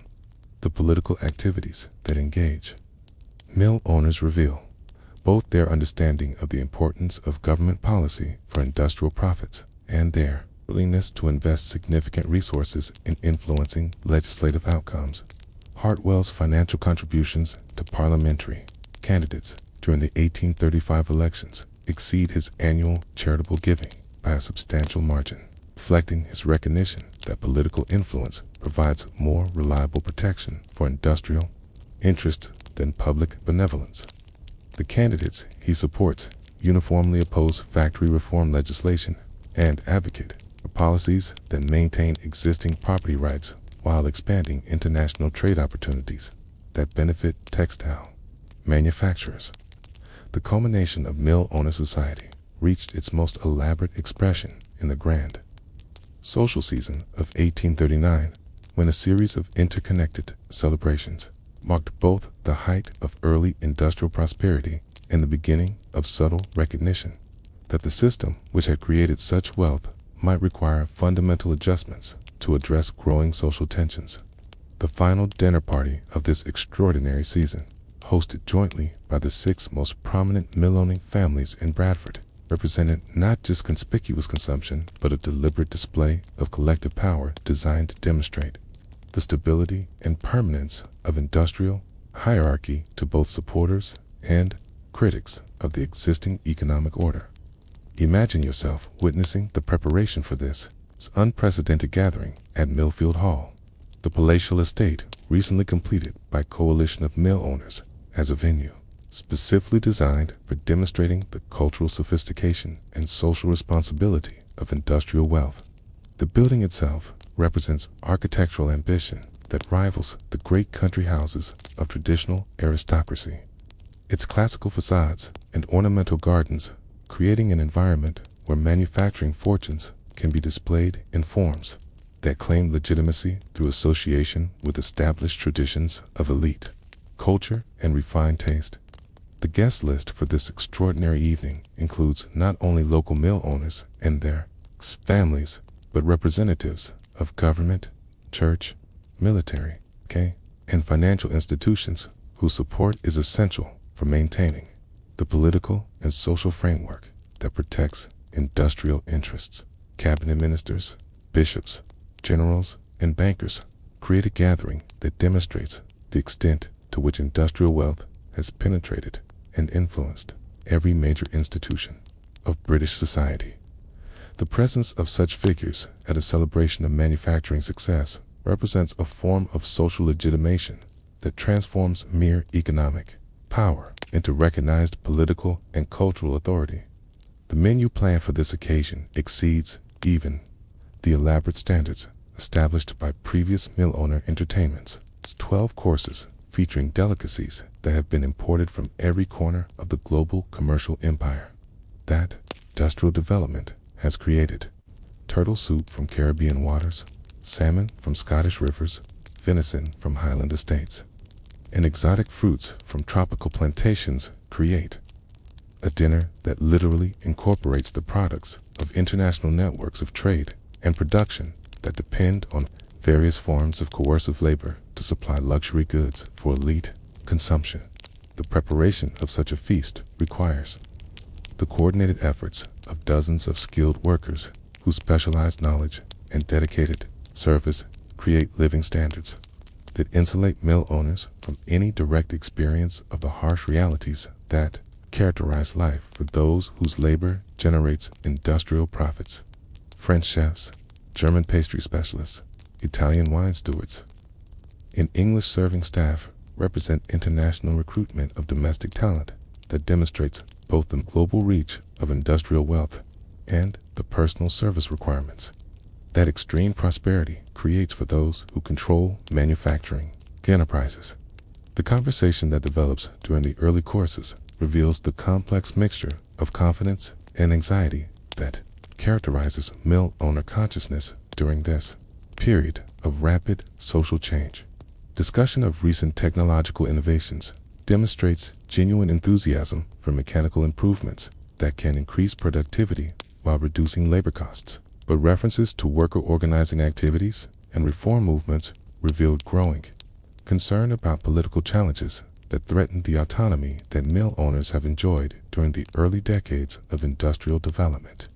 Samuel Hartwell's presentation of his recent correspondence with government officials demonstrates both the political influence that industrial wealth can command and the increasing necessity for such influence as public awareness of factory conditions creates pressure for legislative intervention in employment relationships.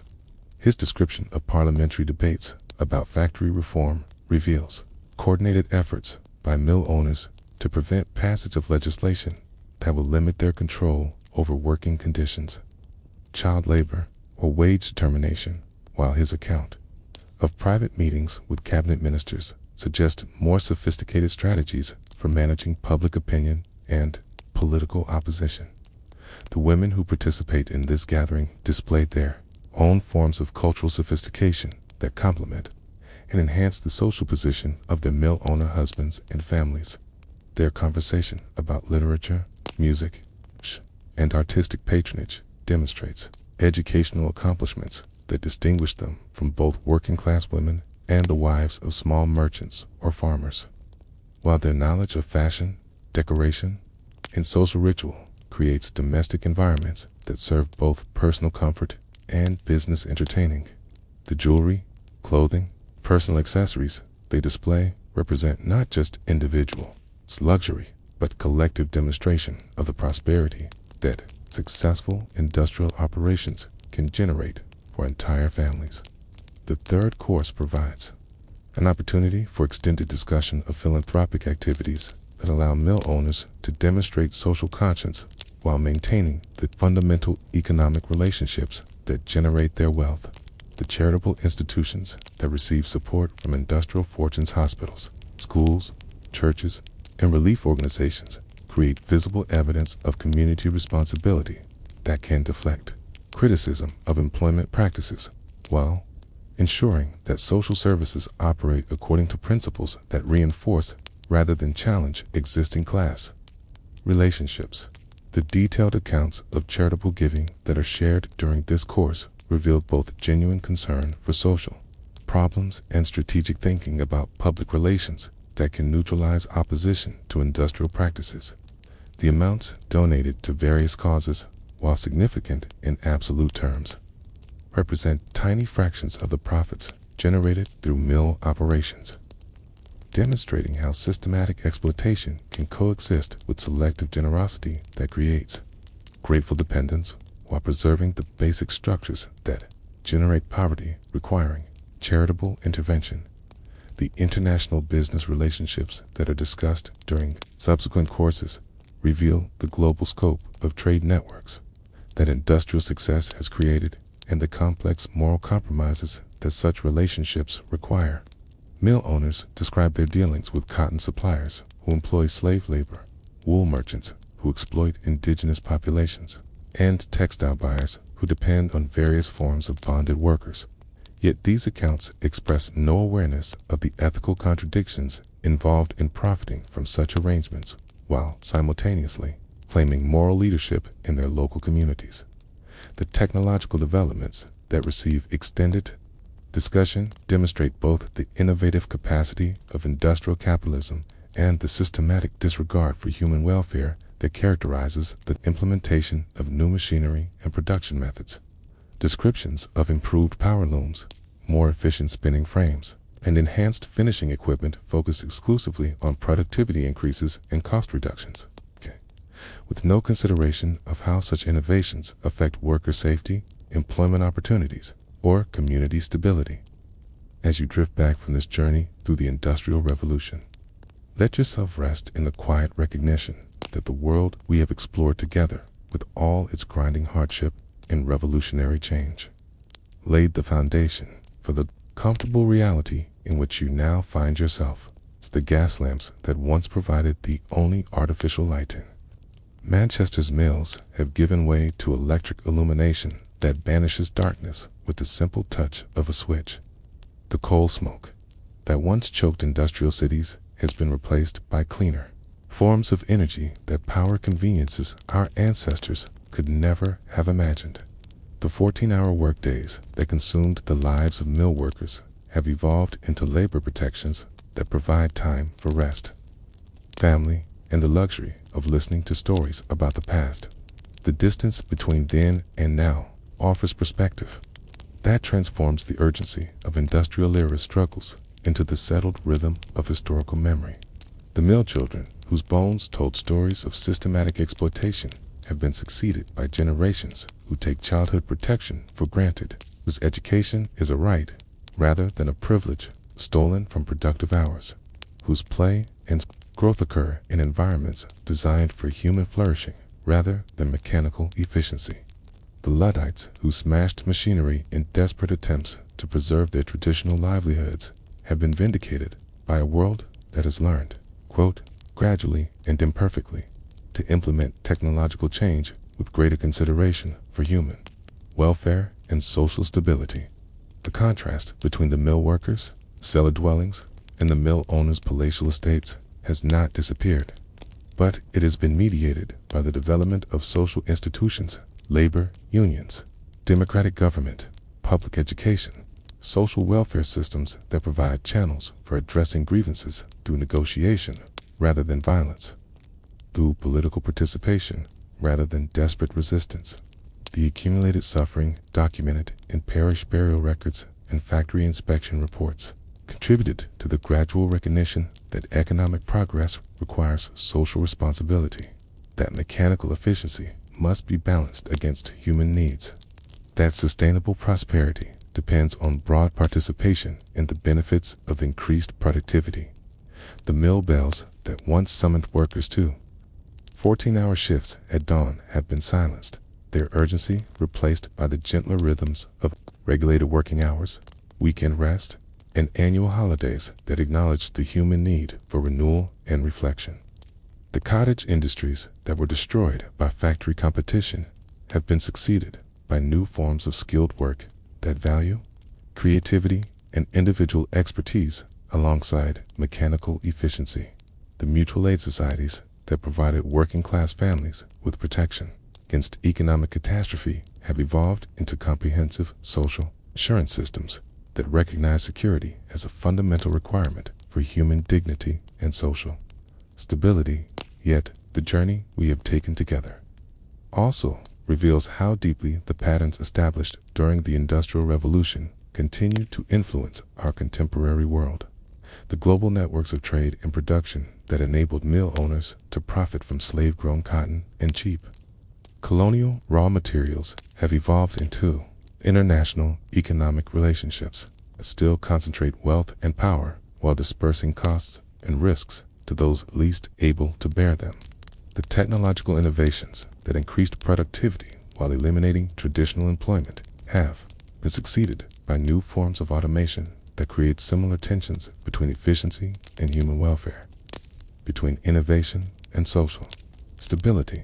The political influence that industrial wealth could purchase through campaign contributions and lobbying efforts has developed into sophisticated systems of corporate influence over democratic institutions that echo the mill owners, coordination of business interests and government policy. The educational institutions that were designed to prepare working-class children for industrial employment while discouraging critical thinking have been succeeded by schools and universities that continue to struggle with the tension between developing human potential and meeting economic demands for skilled workers. The philanthropic activities that allowed mill owners to demonstrate social responsibility while preserving exploitative economic relationships have evolved into charitable foundations and corporate social responsibility programs that address symptoms of inequality, while often avoiding questions about the systematic generation of poverty and social problems. The religious institutions that provided spiritual comfort while reinforcing acceptance of earthly hierarchies continue to wrestle with the relationship between faith and social justice, between individual salvation and collective responsibility for human welfare. The international competition that mill owners used to justify harsh working conditions and opposition to labor regulation has become globalized in ways that create similar pressures for countries and companies to maintain competitive advantages through reduced labor costs and environmental standards.